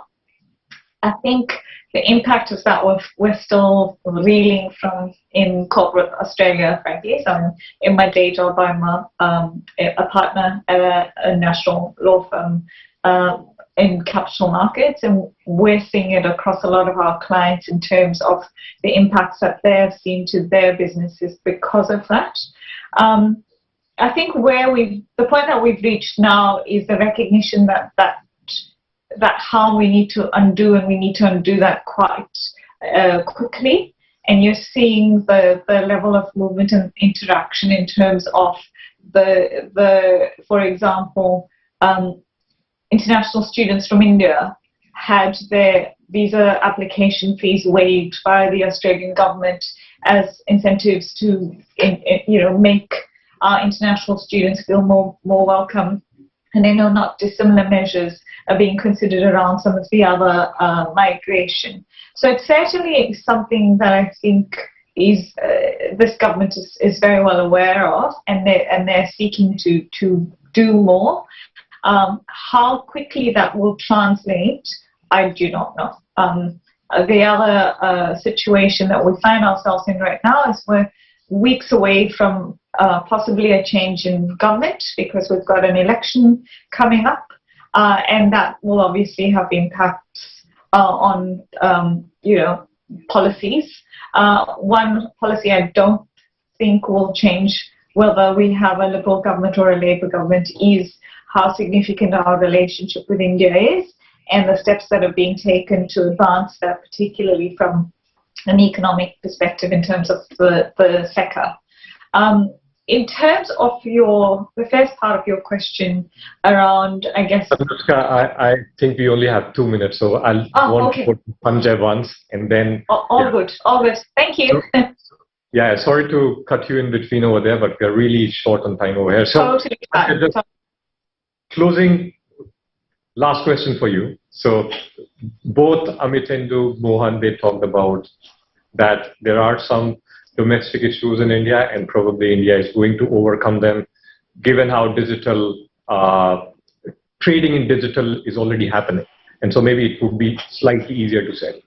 Now, connecting it back again to your initial point that the reason we are calling it Indo-Pacific is because India has probably arrived. But again, going back to the point that India sits on the sidelines, it doesn't want to enter the market. And so there is like one question from the participants here, like, is it the right time for India to jump in and say that they have finally arrived, politically speaking, and putting behind their weight in this Indo-Pacific partnership? And what would it require from the political class to do that? I mean, that's a good question. Thanks, Shankar. What does it mean to say on political platforms that we have arrived? And what are the consequences of that? That is more important for us. The pandemic has shown India's pharma capacity. We have reached out to the world much better than many developed countries with our vaccines and medical supplies, and the speed with which we have moved out. We have taken responsibility of India's neighborhood by delivering vaccines first to the neighborhood and then to the other regions. That's a way of telling the world that, look, we are there in terms of providing as a first responder in a crisis. That's one way of doing it. And it is also another way of promoting Indian business as well, that look, we have these prowess. Probably we should collaborate with other big powers in further fine-tuning this prowess. That is something that needs to be looked at.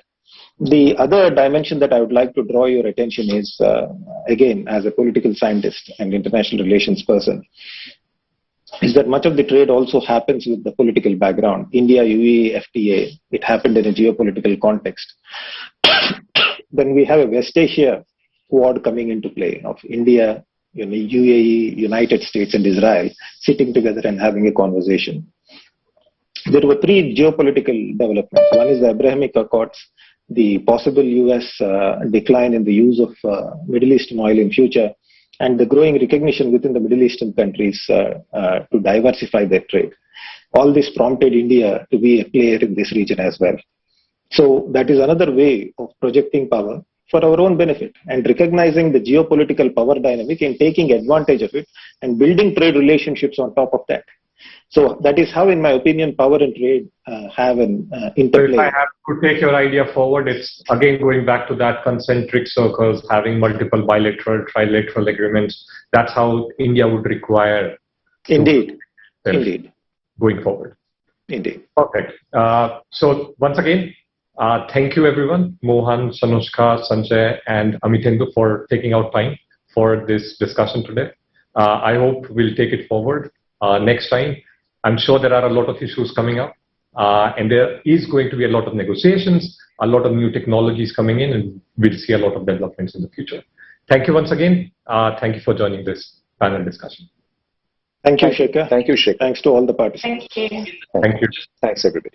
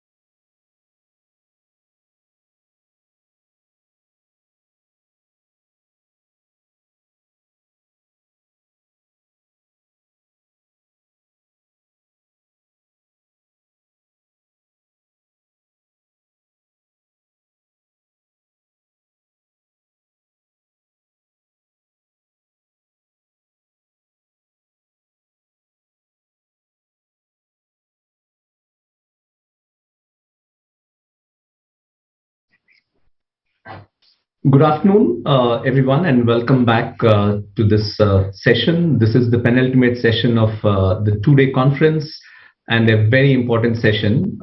This is a diplomats roundtable. We are very honored to have ambassadors from 3 different countries joining us this afternoon for this very important session, like I said, on cooperation in the Indo-Pacific. We have spoken about different aspects of cooperation, but this session will focus on cooperation on education, healthcare, technology, and more importantly, people-to-people relationship. Because ultimately, any cooperation is only sustainable when there's a people-to-people connect and sort of friendship on that front.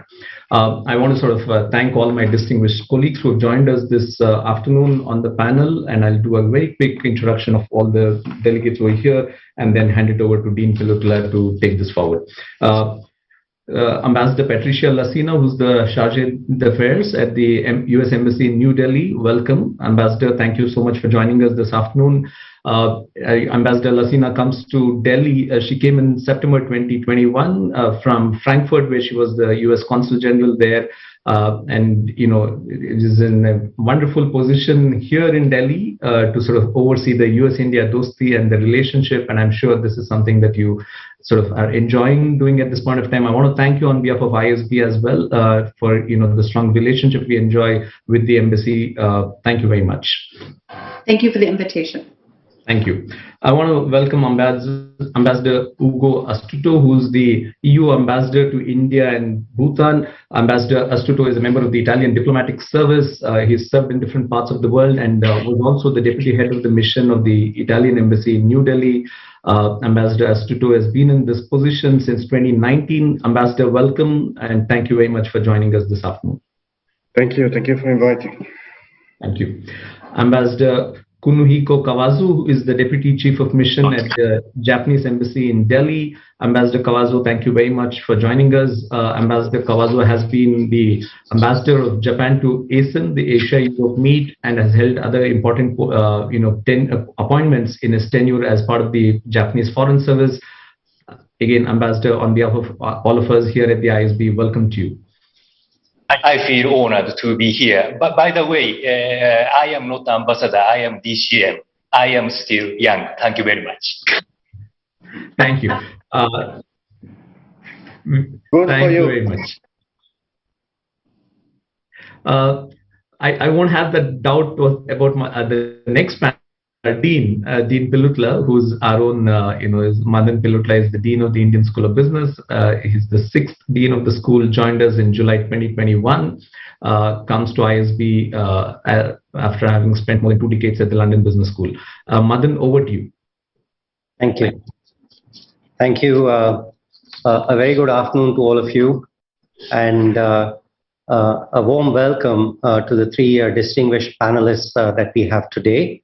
The topic is I think very timely. The topic is something that will be of great interest to a lot of the people listening out there. And in just a few seconds, I'll hand over to you for your opening remarks. But let me just start out by just pointing out that that global challenges, the way that we know it, and the 3 distinguished guests are representing countries or entities that very much believe that the global challenges need to be resolved through dialogue, and especially when we start talking about security issues that are pertinent to the Indo-Pacific region, where there are multiple territorial disputes, we always would prefer a dialogue-based resolution of the issues that are there. It's pertinent today, and it's worth saying that the Russian invasion of Ukraine has very much put this at the forefront of anything that we're going to be talking about. So I do believe that the three diplomats and the very senior diplomats that are represented here, they come very clearly with a mandate from their respective countries or organizations, where they believe that the Indo-Pacific region, or the construct as we will refer to it, should be free, open, and an inclusive region that is based on cooperative and a collaborative rule-based order. So there is, as we know, there is immense scope for cooperation in the Indo-Pacific region. And especially when we are going to be talking about issues like education, healthcare, where we also saw some kind of a cooperation that happened in the production of and the distribution of vaccines, technology, and trade. Ultimately, the benefit of any kind of a grouping that is out there, any kind of whatever it is that you call an alliance, some kind of a loose grouping that is there, it's going to be successful only if the people in these respective regions and the different stakeholders believe that there is some kind of value that is there, which is what we are talking about and we refer to as soft power in some sense, right? So the projection of soft power usually is I want to be like those other people, or I want to be in the company of other people, or I benefit with the company of other people. So with these as the opening remarks, let me just set out and we'll go in the order, so I've been given an order and I'll just go in that kind of an order. If each of the panelists take about 4 to 5 minutes to lay out a starting position, based on that, then I will pick up some questions and then we will go down. We're hoping to have at least 2 rounds of questions, but if it's one, it is one. We're hoping to have two rounds. That's the goal for us. So we begin with Ambassador Lassina, then we move to Ambassador Astuto, and the Deputy Chief of Mission, Kawazu. We will go on to Mr. Kawazu. We will go at the end. All right. So with that, let me please, if I can ask Ambassador Lassina to make her opening remarks, I'd appreciate that. Thank you. Great. Good afternoon, and thank you for inviting me to speak to you today.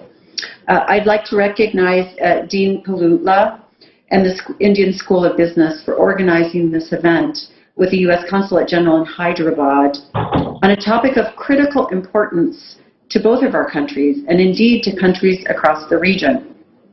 Like your panelists today, the U.S. mission to India is very focused on regional cooperation, including under the Quad, promoting trade and prosperity, building resilience to combat the climate crisis, as well as current and future pandemics, and bolstering security partnerships in the region. These themes are of great consequence, not just to the United States and India, but also to countries represented by my fellow panelists. The United States is an Indo-Pacific nation, and its security and prosperity and the regions are linked. While the regional and global challenges presented by disruptions to the rule-based order, the climate crisis, and the COVID-19 pandemic have tested our shared resilience, we believe there's an opportunity in the region for all nations to play a positive role. As outlined in the Biden-Harris administration's recently released Indo-Pacific strategy, the United States seeks a free and open, connected, prosperous, secure, and resilient region, and welcomes partnership with those who share those objectives. We are working diligently on mitigating the effects of climate change. The Indo-Pacific region is at the epicenter of the global climate crisis, where 70% of the world's natural disasters occur. With roughly half of the planet's population calling this region home, billions of people are endangered by the rising pace of natural disasters, and our nations need to face these challenges together. As the U.S. Special Presidential Envoy for Climate, John Kerry, said, "No one nation can solve this problem by itself. Each of us needs everybody else at the table to make this happen." We have mobilized billions of dollars in clean energy, clean air, and climate resilience projects throughout the region, providing clean, green jobs in both the United States and throughout the Indo-Pacific. President Biden has pledged to quadruple U.S. climate assistance to $11.4 billion annually by 2024. Special Envoy Kerry and the Indian Minister for Environment, Forest, and Climate Change, Bhupender Yadav, launched the Climate Action and Finance Mobilization Dialogue, creating a new platform for bilateral cooperation on climate action, climate finance, adaptation and resilience, and forestry. The United States has also joined the Indian-led International Solar Alliance and the Coalition for Disaster Resilient Infrastructure, or CDRI. In another demonstration of our commitment, the U.S. International Development Finance Corporation recently made a $500 million investment in First Solar to manufacture solar panels in southern India.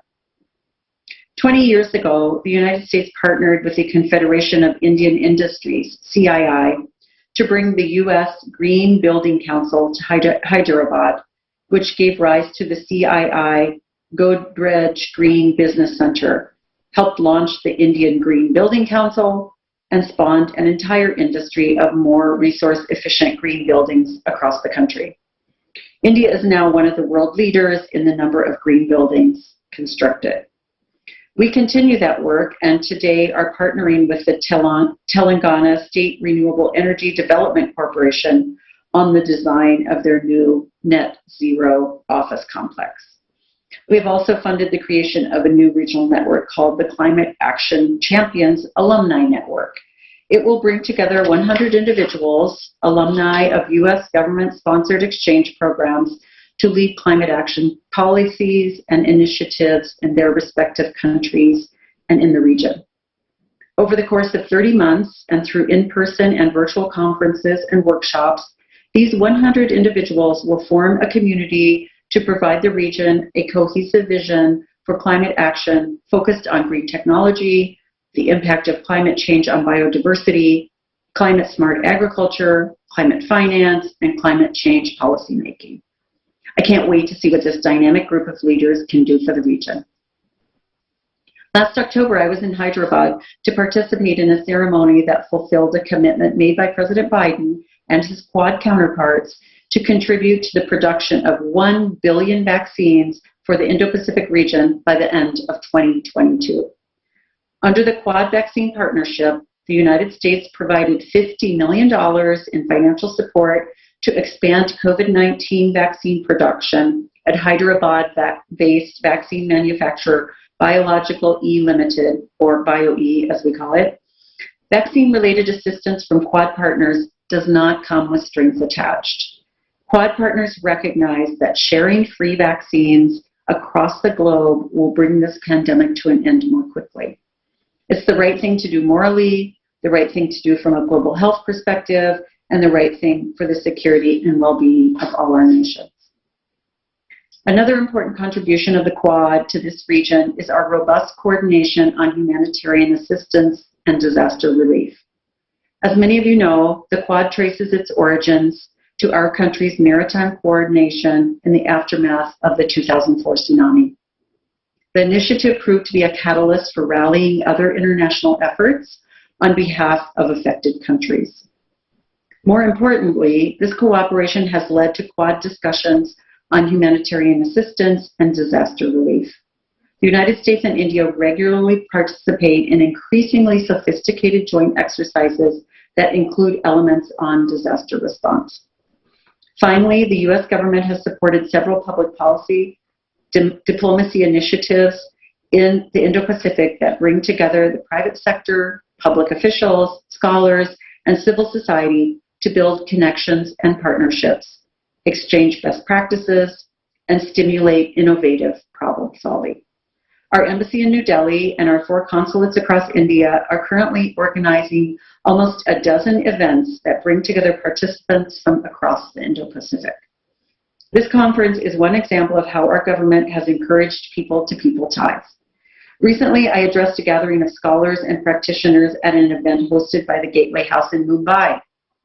Colleagues at the U.S. Consulate General in Chennai initiated the Indo-Pacific Circle, an initiative that brings young academics together to explore regional challenges and propose solutions. In October 2021, we sponsored the Indo-Pacific Business Forum, a commercial diplomacy event for the region, which showcased high-impact government and private sector activities to support pandemic recovery, job growth, and high-standard development for greater prosperity and economic inclusion in the Indo-Pacific. The Indo-Pacific is one of the most dynamic and critical regions in the world, and the United States is proud to be a part of it. Thank you again for this opportunity to highlight how the U.S. government is investing in the economies and the people of this region. I look forward to discussing this in more detail with this distinguished panel. Thank you very much. Thank you, Ambassador Lacina. May I now call on Ambassador Astuto to make his opening remarks, please? Thank you very much, and thank you for inviting me at this event. So I will say a few words about why the Indo-Pacific matters to the European Union, and then I'll try to focus on a few topical areas. So I think we all agree that the Indo-Pacific area is emerging as the future economic and geopolitical center of gravity in the world.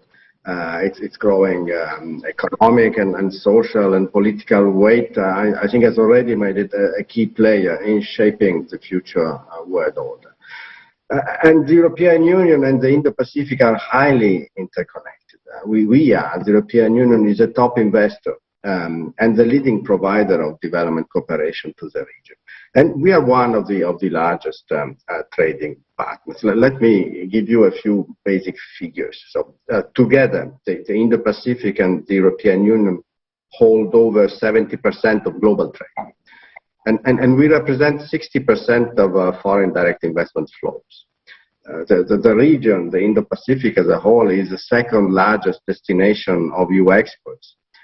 And it is home to 4 of the EU top 10 trading partners. As you all know, the European Union is the largest world trading bloc. And as such, we are vitally dependent on maritime traffic, which means we are also dependent on the stability of the Indo-Pacific sea routes.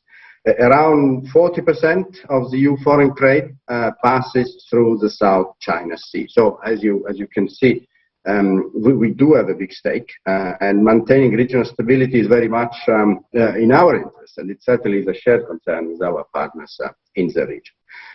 But it's not just about trade, about economics, because ultimately what happens in the Indo-Pacific will have profound consequences for the world prosperity and security. So it will affect all of us, the region itself, but also Europe and the world at large.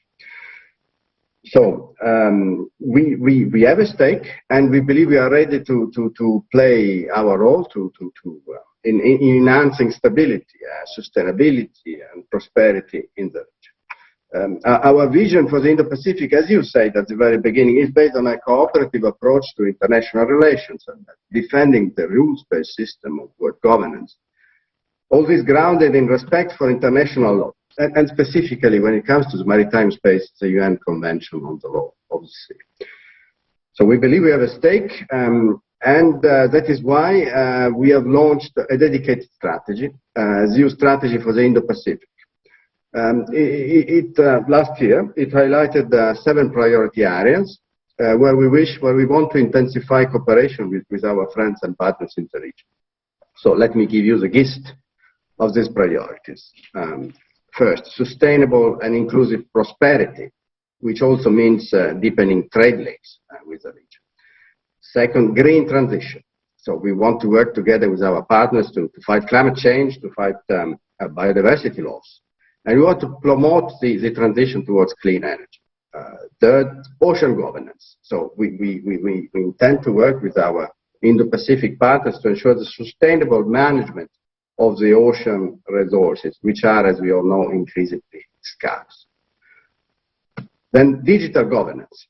We wish to enhance digital partnership with Indo-Pacific, and the purpose is to support a human-centric digital transition while spurring innovation.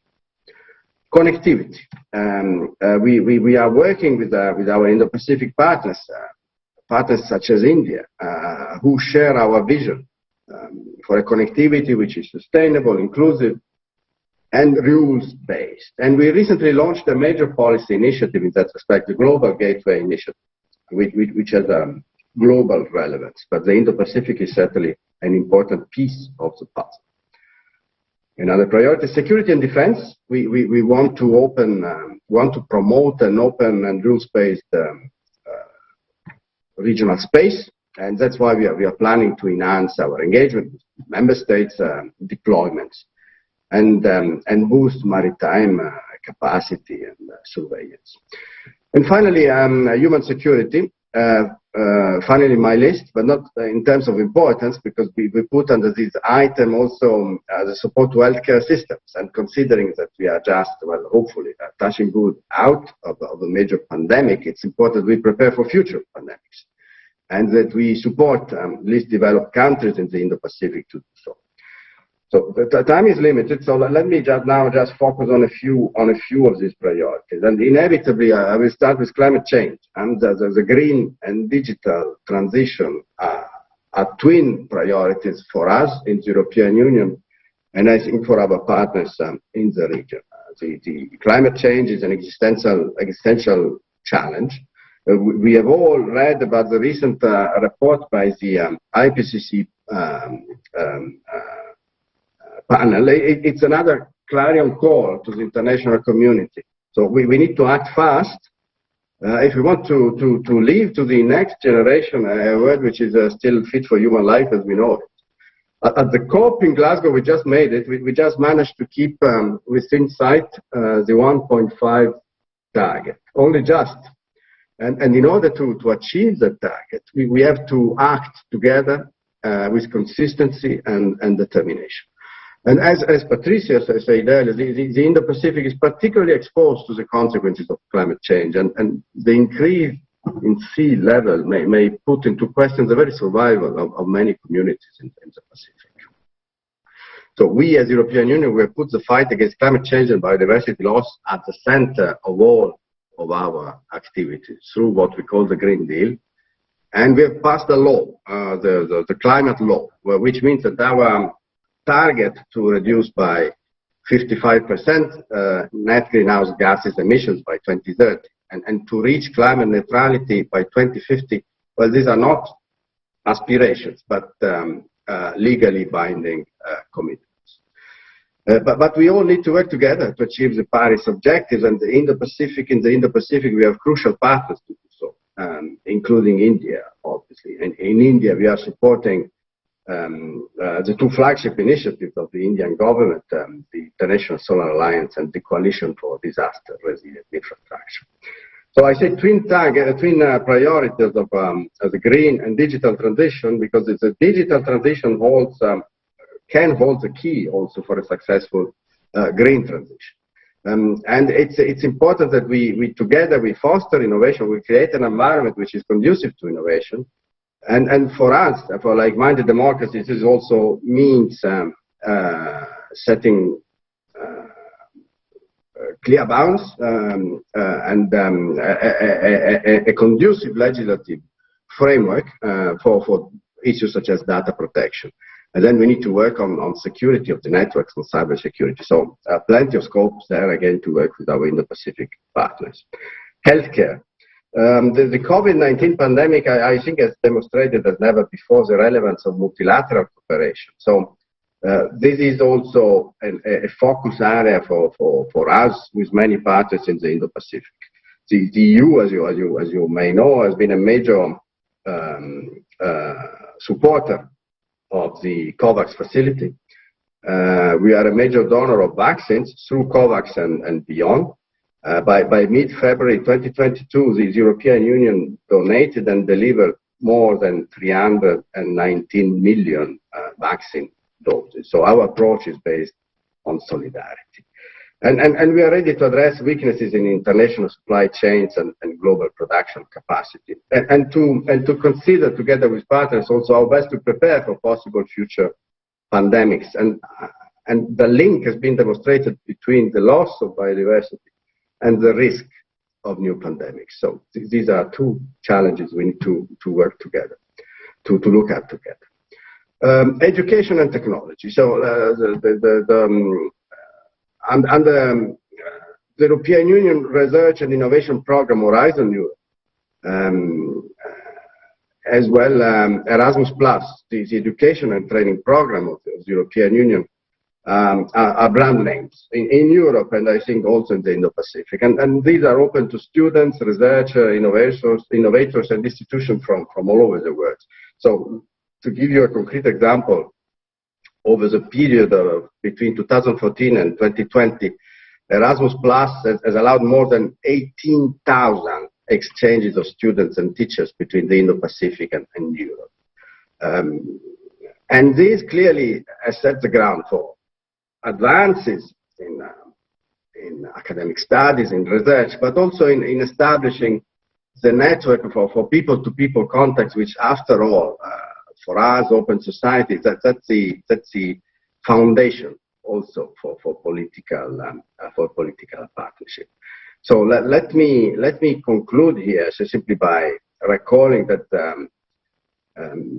India is an important partner in this overall strategy. With India, we have launched a new India connectivity partnership. We have decided to relaunch talks on a free trade agreement. So we have a robust partnership with India, and I'm sure that our Indo-Pacific strategy will also contribute to that. But before I close, I would like also to follow up on what you said and stress that the defense of the rules-based system of world governance is not just valid for the Indo-Pacific. As we speak, the unprovoked and unjustified Russian aggression against Ukraine is threatening the very underpinning of Europe's peace and security. So we all need, as the international community, needs to come together and defend the UN Charter. Because if this aggression goes unchallenged, it would set a very dangerous precedent indeed, also for this part of the world. Thank you very much. Thank you, Ambassador Astuto. If I could now call on the Deputy Chief of Mission, Mr. Kawazu, to make Thank you very much. Thank you, Mr. Pirutura. Thank you very much for your very productive tone setting at the outset. And thank you, my dear friend Patricia and the EU Ambassador Atsuto for the very informative presentations. Based on such two wonderful speeches, I would like to extend the angle a little bit from the Japanese point of view. Before going into the substance, I would like to reiterate my sincere thanks to the Indian School of Business, along with the U.S. Consulate General Hyderabad, for hosting this wonderful event. Ladies and gentlemen, for the past 2 years, we have been dealing with the COVID-19, but it has finally ebbed in India, while the situation in the world, including Japan, has also improved. But as all of us witness, and as Mr. Pirutura and Mr. Ambassador Astuto said, world order is being challenged in an unprecedented manner. Today, I would like to take this opportunity to mention the specific areas for our future course of action.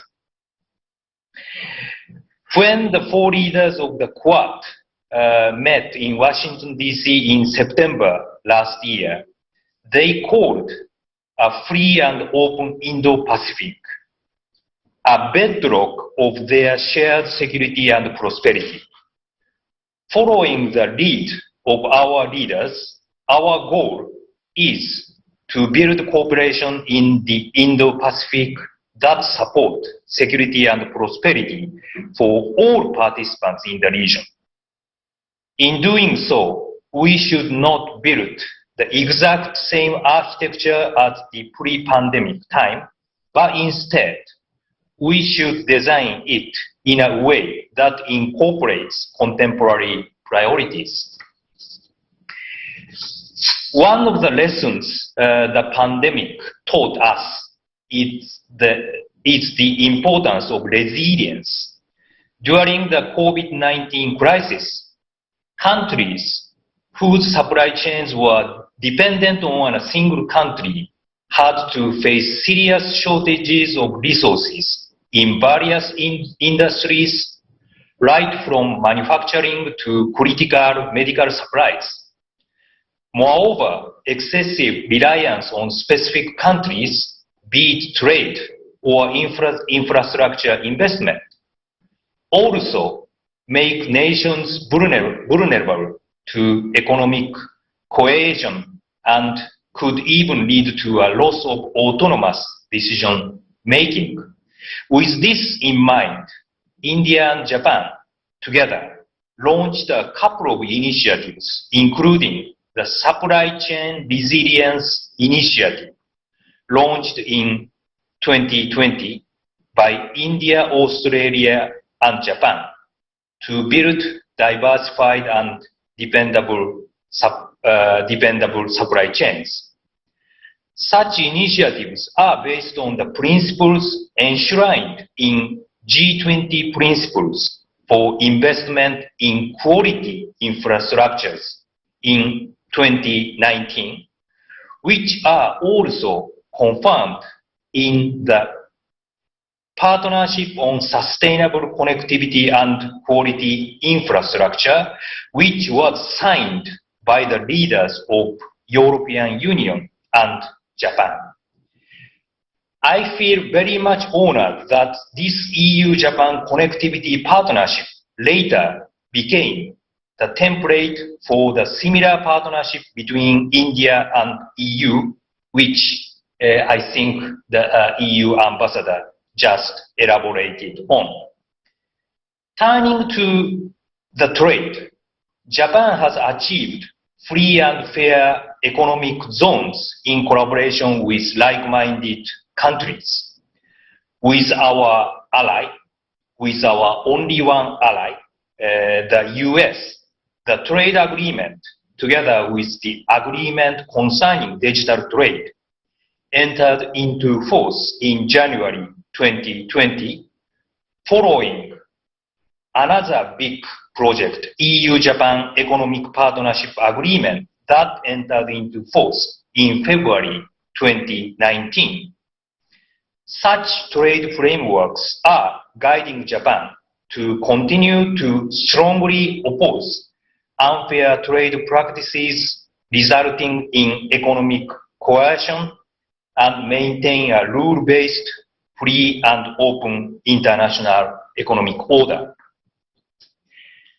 Ladies and gentlemen, another area of cooperation among like-minded partners, which I would like to emphasize today, is the technology, especially critical and emerging technologies. As technology has become a centerpiece in today's security and economic policy landscape, accelerating cooperation in this area is a pressing task.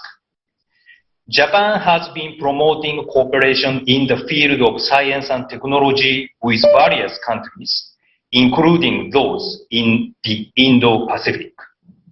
For example, we have conducted international joint research in fields such as environment, energy, and disaster prevention, aiming to solve global issues, including climate change.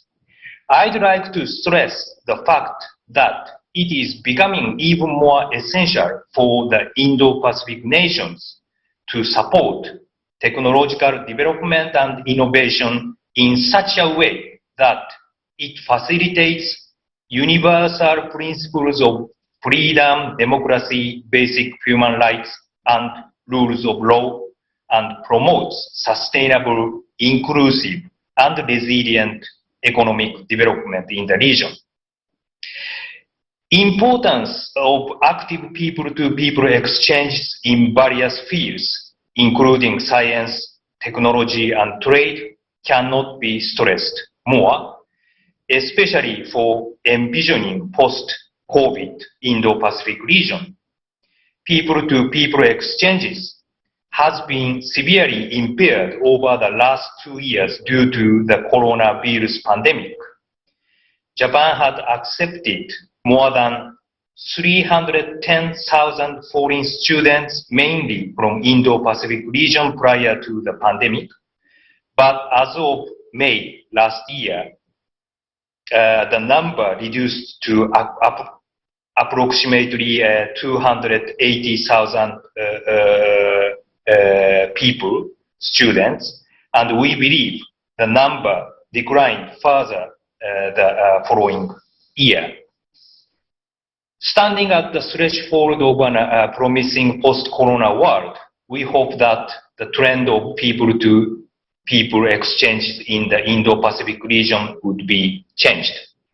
We would like to attract more young foreigners to study in Japan, particularly from India. Japan offers an annual government-funded scholarship called the Mixed Scholarship for Foreign Students, and applications for that will be received again this year, starting in late April. Finally, the Indo-Pacific, this terminology.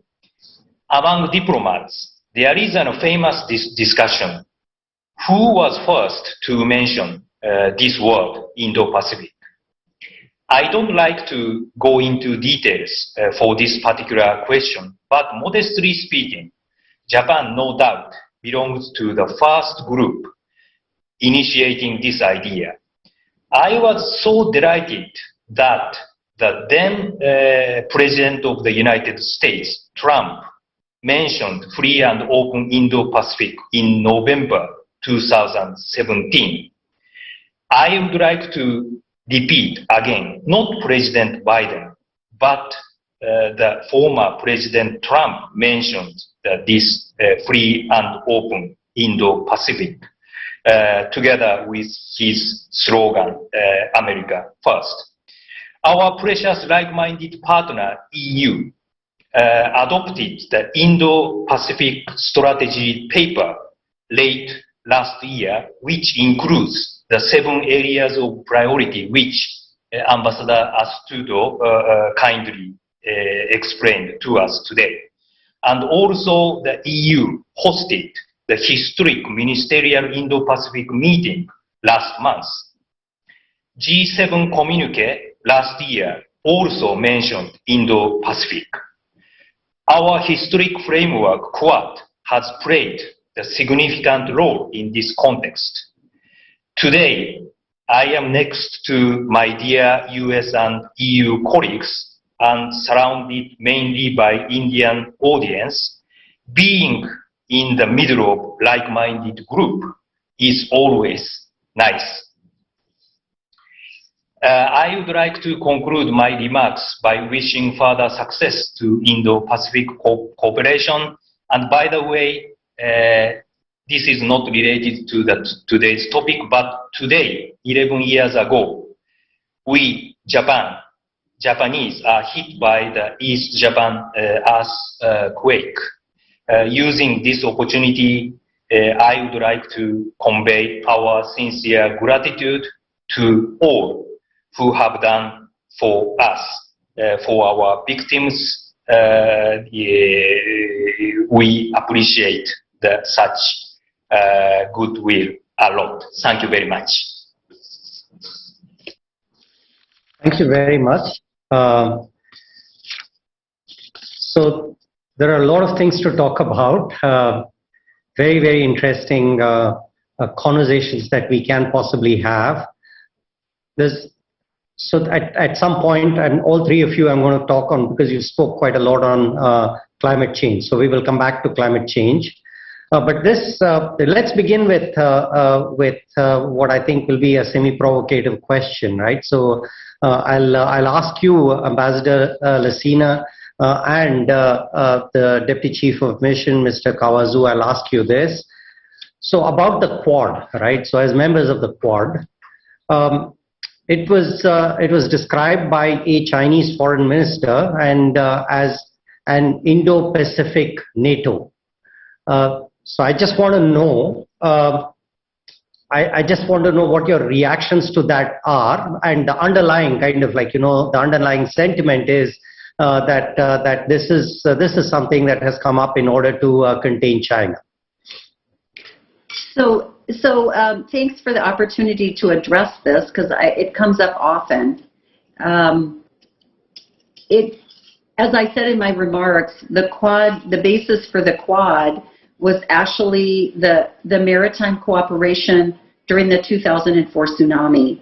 So the premise for it was helping each other and helping countries that needed disaster assistance and relief.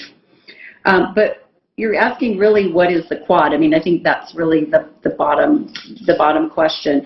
And what it is, of course, is a partnership between our nations, but it's a partnership that's based on shared values. So, and what are those shared values? They're a collective commitment to peace and security and prosperity in the region.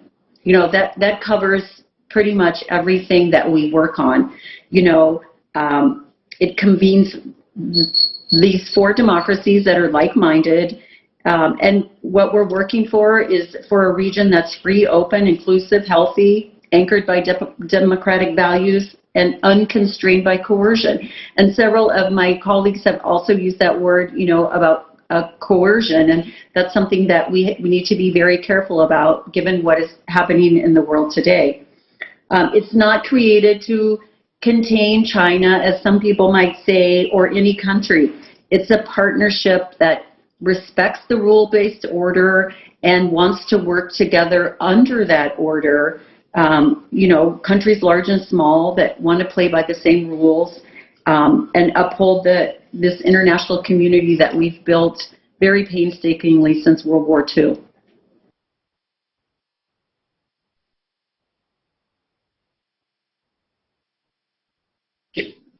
I can hear you, but can I start?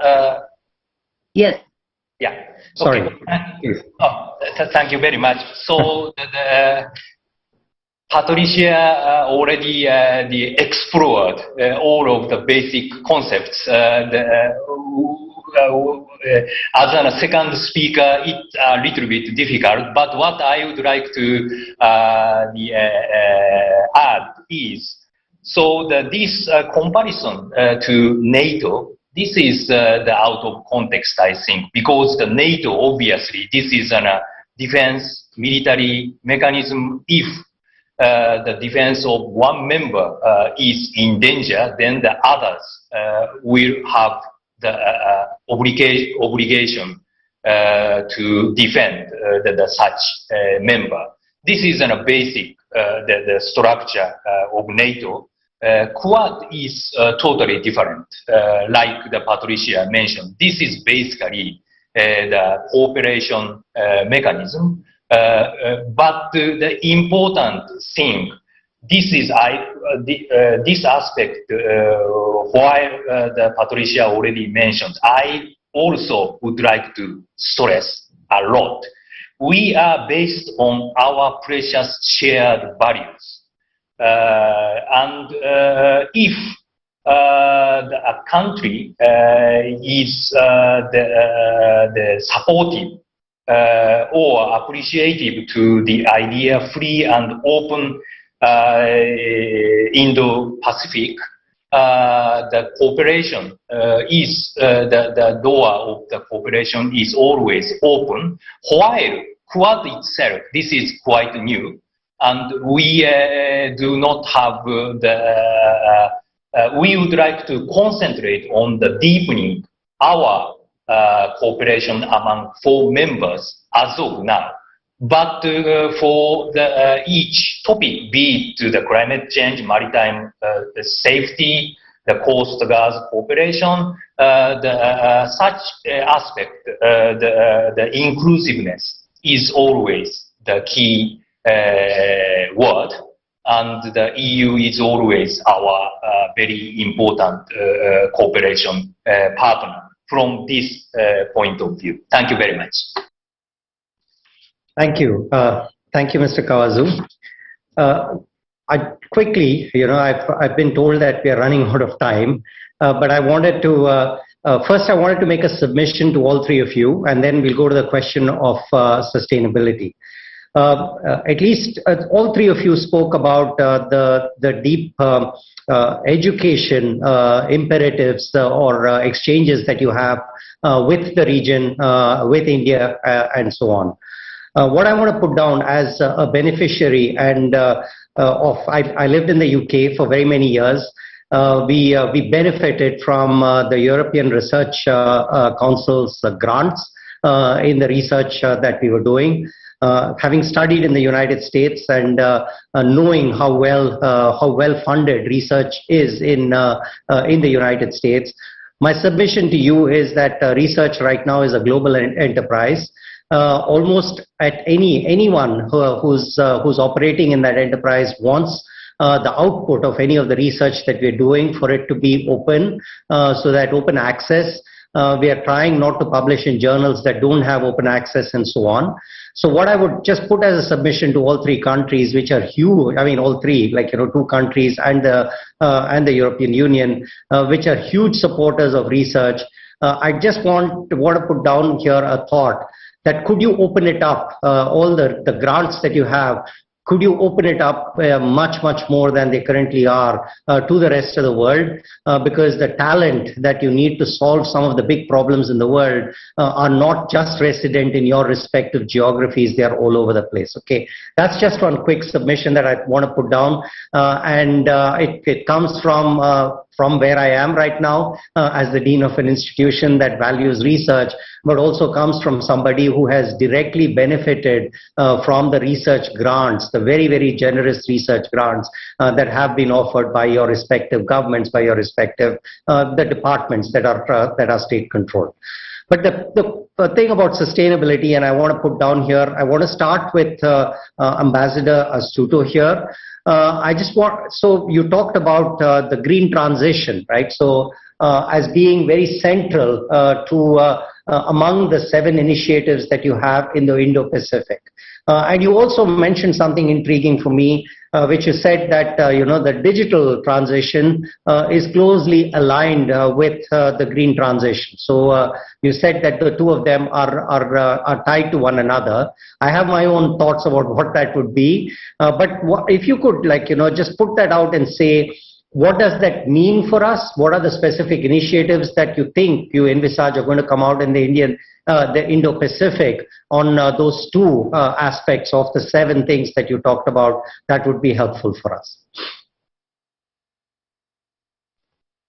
Thank you very much. Well, first of all, let me agree with your submission, and I think that our programs, Horizon Europe and Erasmus Plus, are open to students and researchers from all around the world, and this openness is one of the reasons for the success. And we are happy to see that we have managed to create a network of former alumni of both initiatives that still are in touch, that they talk, and they, by working together, they set the ground for innovation and for further progress in research and in academic endeavors. So I certainly agree with your submission. When it comes to the green and digital transition, we describe these as twin priorities. Well, for the green transition, I don't think there is any need to elaborate much in the sense that the facts speak for themselves, unless we change the paradigm of our economic growth. We are facing disaster. So we need to act in terms of mitigation and adaptation. We need to act now. This requires legislation. This requires international cooperation. Also the involvement of all stakeholders. But it also requires research and innovation. And in this sense, the digital transition can also prove a very important tool to help in the digital transition. When we talk about smart grids, the digital dimension in smart grids is obviously essential. It's totally key. So both priorities, green and digital, are mainstreamed, I think, in all our activities vis-à-vis the Indo-Pacific, and specifically with India. Well, India is a trendsetter of digital, particularly on the application of digital to the provision of public services. So I think there are best practices here. There is much that we can learn and much that's been offered. So, and that's why we are trying to foster as much as we can dialogue, conversation, and cooperation on digital in its various facets: research, innovation, but also security, as a security of networks, and also issues such as data protection and privacy, because underpinning the digital transition, we must have a framework which is appropriate and which is consistent with our democratic framework. So also, in order to ensure the free flow of data with trust, which is central for both European and Indian players. If you ask the industry, they will immediately underscore how important it is to continue to ensure the free flow of data between Europe and India, or for that part, but any other part of the world. So I believe that these priorities, which are so clearly set in the program of the European Commission, happen to chime well also with the priorities set by the government of India here, for sure, but more broadly with our friends and partners in the Indo-Pacific. Thank you, Ambassador. I've been told we've run out of time, but I can't resist asking Ambassador Lacina one last question. This is when you talked about first. It's very welcome when you were talking about the quadrupling of the amount of money that was going to be committed towards helping nations with the climate change. Mm-hmm. What is the impact that will have in the Indo-Pacific? Some very specific question on, so the resources that are being allocated, what would the impact be in the Indo-Pacific? So I think we're seeing just the beginnings of that impact with our loan to the company that's going to make solar panels. John Kerry at some point will be back to talk more about funding for green energy and all the different ways that that's going to look. We're working with USAID and their partners here in India on a project called Greening the Grid. There's so many ways that we're doing that, and additional funding, of course, will enable us to expand our number of partnerships and our number of pilots, and then we can make that more sustainable. So it's actually a very exciting time to be working in clean energy, creating new jobs, retraining people. There's a huge educational component to that, as well as research, as you pointed out. So it will be a very exciting time to work in that, and I'm excited to be a part of it. Thank you, all of you. We have we could have had much more of a conversation going forward. For 50 minutes is way too little to capture everything that we wanted to capture on this. I just want to leave with some closing. I mean, I'm delighted that this is a panel that was chosen. Collectively, this is a grouping that I would say stands out for something, for something that is quite distinctive. What is distinctive about this is the projection. Despite, I mean, you come from very strong economies. You represent different parts with very strong militaries. But what is common across is that at least for a lot of Indians, and for me, so I lived in the West for 30 years. So, I mean, we'll include Japan too in that kind of a context.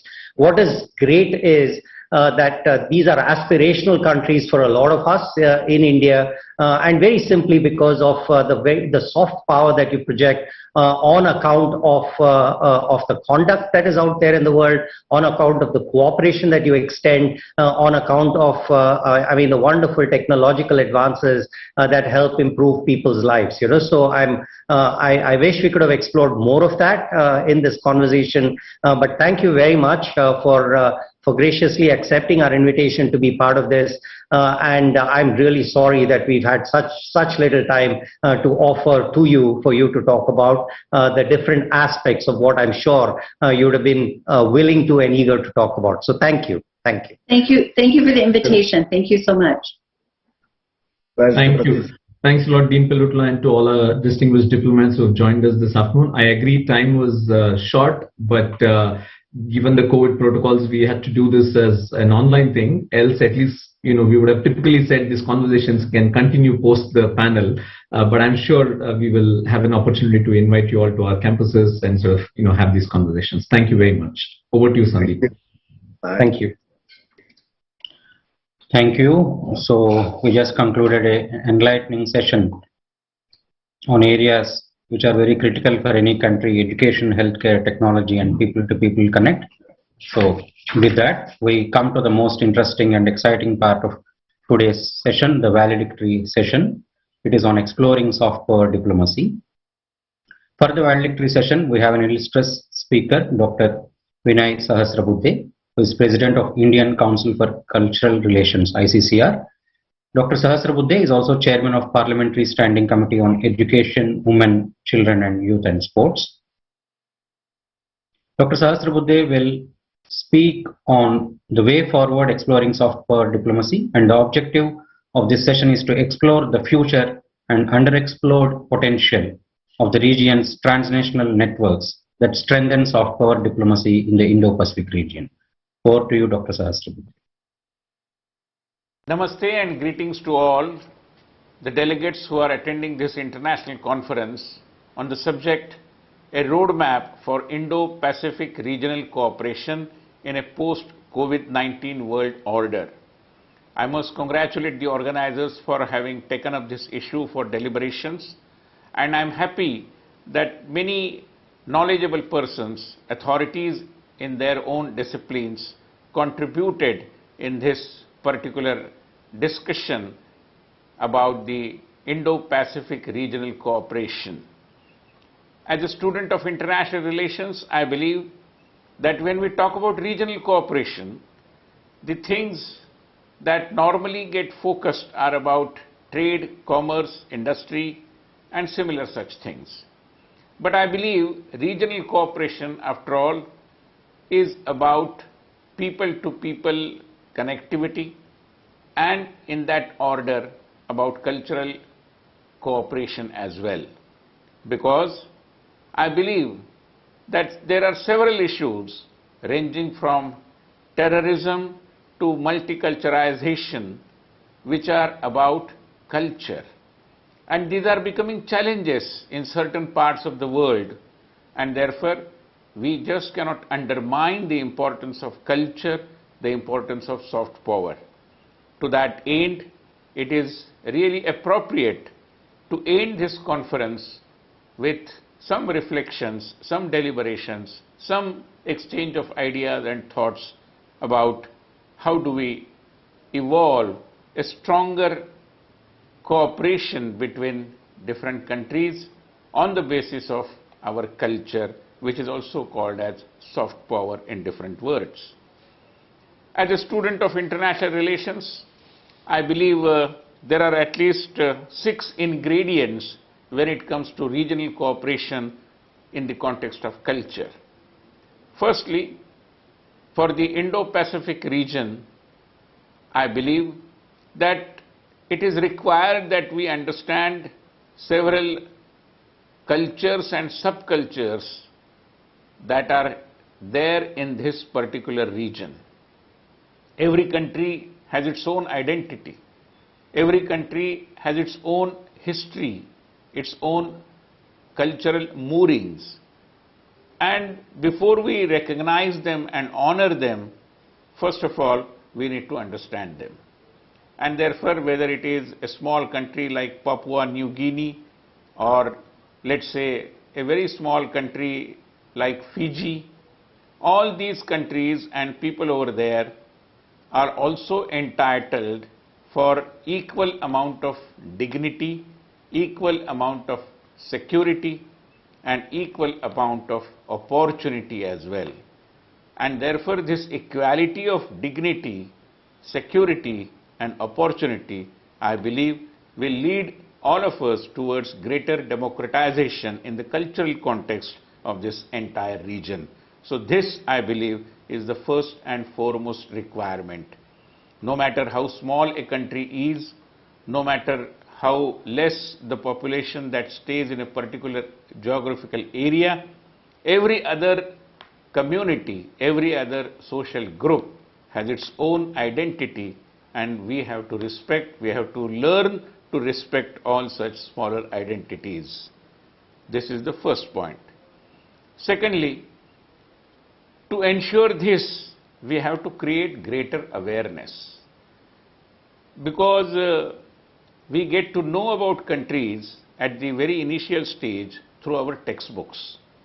I would suggest that the Indo-Pacific region countries should have some common approach towards ensuring that the textbooks that are taught in all these countries carry adequate information about all the countries in this particular region. If we do that, the regional cooperation will get further strengthened.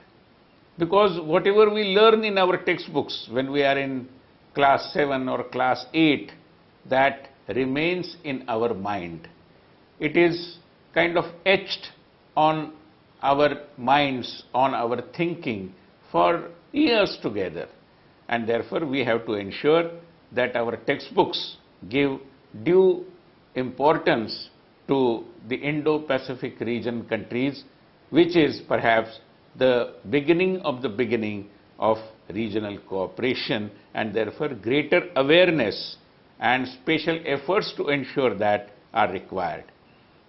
It is also possible if countries in this particular region also come together and sign an agreement to ensure that in the national libraries of these countries we have adequate number of books giving information about culture and society of various countries in this particular region in adequate number.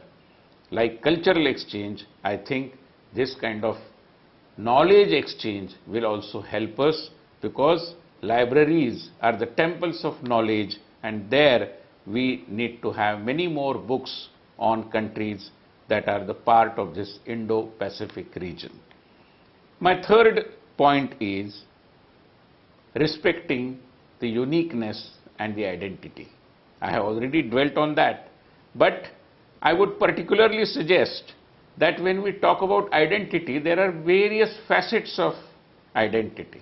Our culinary and cuisine traditions, our dances, our music, our knowledge traditions, our traditional healing systems, everything. And therefore, all these things also require to be taken to the nooks and corners of this particular region. People be made aware so that we stand united as a regional power, which is again with the participation of the people, doesn't remain only at the government level. As it is, as I understand as a student of international relations, what is called as track 2 diplomacy in certain cases, in certain countries, is becoming the track 1 diplomacy. There, the popular interactions, the bondings between societies is perhaps stronger than the relationship between two governments. And therefore, I believe the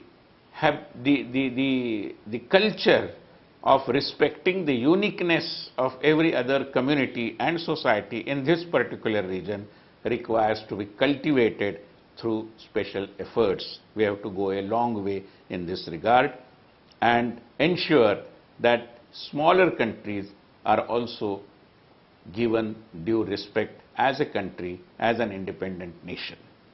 The fourth point is exploring the idea of greater knowledge exchange.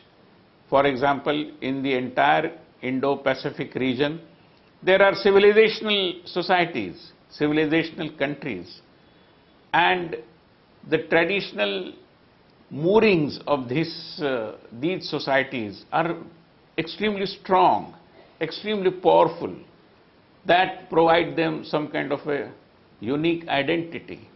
They have huge collections which are archival collections and important for the civilizational studies. There are huge number of monuments which date back to several centuries before. Now we require to take care of this treasure. This is the treasure of not just this region, but of the entire humanity. And therefore, whether temples like Angkor Wat or several such monuments in Cambodia, in Vietnam, in other parts of this particular region, I believe we need to have a common agenda to preserve these monuments, to ensure that this generation hands them over in a good shape to the next generation. It is the responsibility of the present generation to ensure this, and to that end also, as it is, I am happy to share with you that India has been extending every possible cooperation to smaller countries insofar as the upkeep and maintenance and conservance of the archival material or historic monuments is concerned. This requires to be taken to a different level. The fourth important point is about languages. Every other country has its own linguistic identity. For example, Myanmar, they speak Burmese. But I don't know in how many countries there are classes where Burmese is taught. There is Bhasa Indonesia. I don't know in how many universities there are departments of Bhasa Indonesia. I'm just giving a couple of examples, but there are a number of languages. In India itself, we have 32 official languages. So, this linguistic cooperation, if we try to underscore the importance of it, if we try to appreciate the key role that languages play in connecting people, I believe we can have greater integration, psychological, emotional integration in the Indo-Pacific region. And therefore, the countries that are a part of this region can think about greater linguistic cooperation, language exchange, knowledge exchange on the count of languages as well. The fifth point that I want to make over here is about development diplomacy. Diplomacy is not anymore only about arms control and peacekeeping and economic cooperation. Diplomacy is also about development. We are in an aspirational world today. Every other society has aspirations, and we need to weave these aspirations into a different kind of community of the Indo-Pacific region, which will help each other to strive hard and to get into the developed country bracket. We cannot afford, people say that the next century is going to be that of Asia, and many Asian countries are part of this Indo-Pacific region. And the entire region requires to agree on this point, that we will also work on development diplomacy. Bamboo, for example. In India, now there is a more conducive climate for bamboo-based entrepreneurship. Likewise, there are certain regional varieties, regional arts, regional resources which we can put to use and evolve some kind of a roadmap for development diplomacy, considering the requirements of every other country and also taking into consideration the potential of extending developmental assistance by a country to some other countries as well. If we do that, diplomacy will not remain confined only to a limited number of subjects, but it will also be a part of the aspirational world of tomorrow. I am happy that I am able to, at least virtually, join the valedictory session of this conference. I am sure at the end of the deliberations, whatever the thoughts that were exchanged, whatever the ideas that were presented, will ultimately lead us to a roadmap for a stronger Indo-Pacific regional cooperation.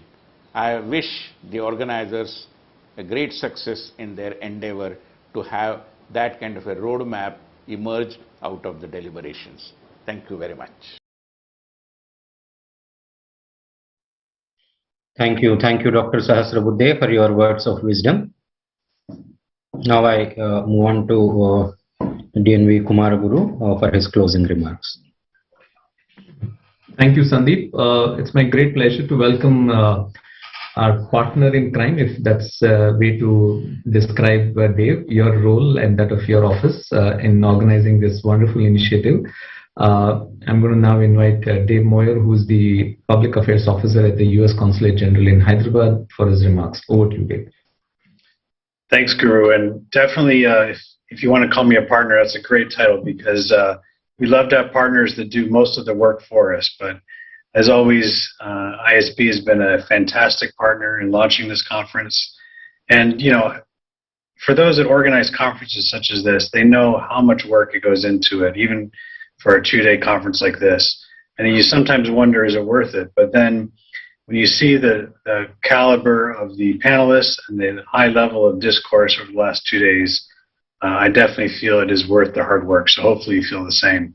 But just a couple of quick notes. Obviously, we would have loved to do this conference in person. We had kind of put it off for several months, hoping we could meet in person, which is always more valuable. Obviously, that wasn't the case, but I was heartened to see participants from around the world that maybe would not have joined if we had made this only in person. So, you know, there are some benefits to doing these virtual engagements, having representatives from Taiwan, Sweden, the US, and other countries around the globe. So I appreciate the very diverse set of people we had. It's also worthy to note, you know, we're in Women's History Month, where we celebrate the contribution of women to many aspects of our lives. And I was heartened to see so many women as panelists and moderators, and look for even more participation in these dialogues going forward. And also, we want the conversation to keep going. This is not meant to be a 2-day event and we're done. We're hopefully starting a conversation. And again, as far as timing goes, we didn't know when we picked this date months ago that Ukraine would become such a pressing topic. But it was very clear, especially from many of the discussions last night, that this conference became a very useful platform to discuss, debate, and hear different perspectives on the Ukraine issue. So I hope others found it as useful as I did to better understand the different complexities going on with Ukraine. Again, let's keep this conversation going. For those that are engaged as think tankers, as researchers, academics looking at the Indo-Pacific, we want to hear from you. We want to get your perspective. So reach out to the U.S. Consulate General here in Hyderabad. We're very proud to be a partner in this discussion. Again, the value showing at the subnational level of these types of engagements, and that hopefully bringing a different perspective outside of the capitals. And again, we are very privileged to have USB as a neighbor and as a friend and a partner. And we appreciate Dean Palutla, Guru, Sridhar, and the entire team at ISB for putting so many hours in to make this productive. So thank you. And again, a very productive conference over the last 2 days. Thank you. Thank you very much, Dave. And, you know, I just want to, I think most of what I planned to say, Dave has already covered it, but I think I do want to say one thing, maybe perhaps on a lighter note, because I think the worst of the sort of pandemic in some sense is hopefully behind us. Whenever this was an event that was in the works for quite some time, but every time we thought of planning for this in terms of an actual in-person or a hybrid sort of event, we had wave 2, and then when we started planning for it, we have wave 3, and then we sort of got together to say, should we reconsider doing it again as a virtual event or as a hybrid, you know, or an in-person event? And we said we don't want another wave 4 or whatever, so we said we'll go with the virtual format. And I think the benefits are quite a few. We've managed to get many speakers from around the world across different time zones participating in it. I do want to sort of, I sort of very quickly, I want to thank a few people. First of all, I want to thank the U.S. Consulate General in Hyderabad, C.G. Reifman, Dave, yourself, and Salil Kader, who's your colleague and someone who's helped us a lot. I think what you and Salil and your team has sort of given us is, I think it's very generous of you to say that we have done all the hard work, but we know the reality. It's sort of it's an equal load that we have taken, and I think it's important for us to acknowledge how much we are thankful to you and your colleagues for your support and partnership and guidance. And again, I completely echo your sentiment that this conference should be just another milestone in an otherwise series of conversations that we all should engage in on a very important topic. So that I want to thank you. Within ISB, I do want to sort of thank Dean Pilutla for his support and sort of guidance, and my colleagues. There are a large number of people who have worked towards this conference: Sridhar, Prashant, Naman, Sandeep, Nagaraj, Lakshmi, many others. But also Utsav, who sort of was the compeer yesterday and today. Thank you, Utsav. I want to thank all the speakers. This conference wouldn't be what it is without each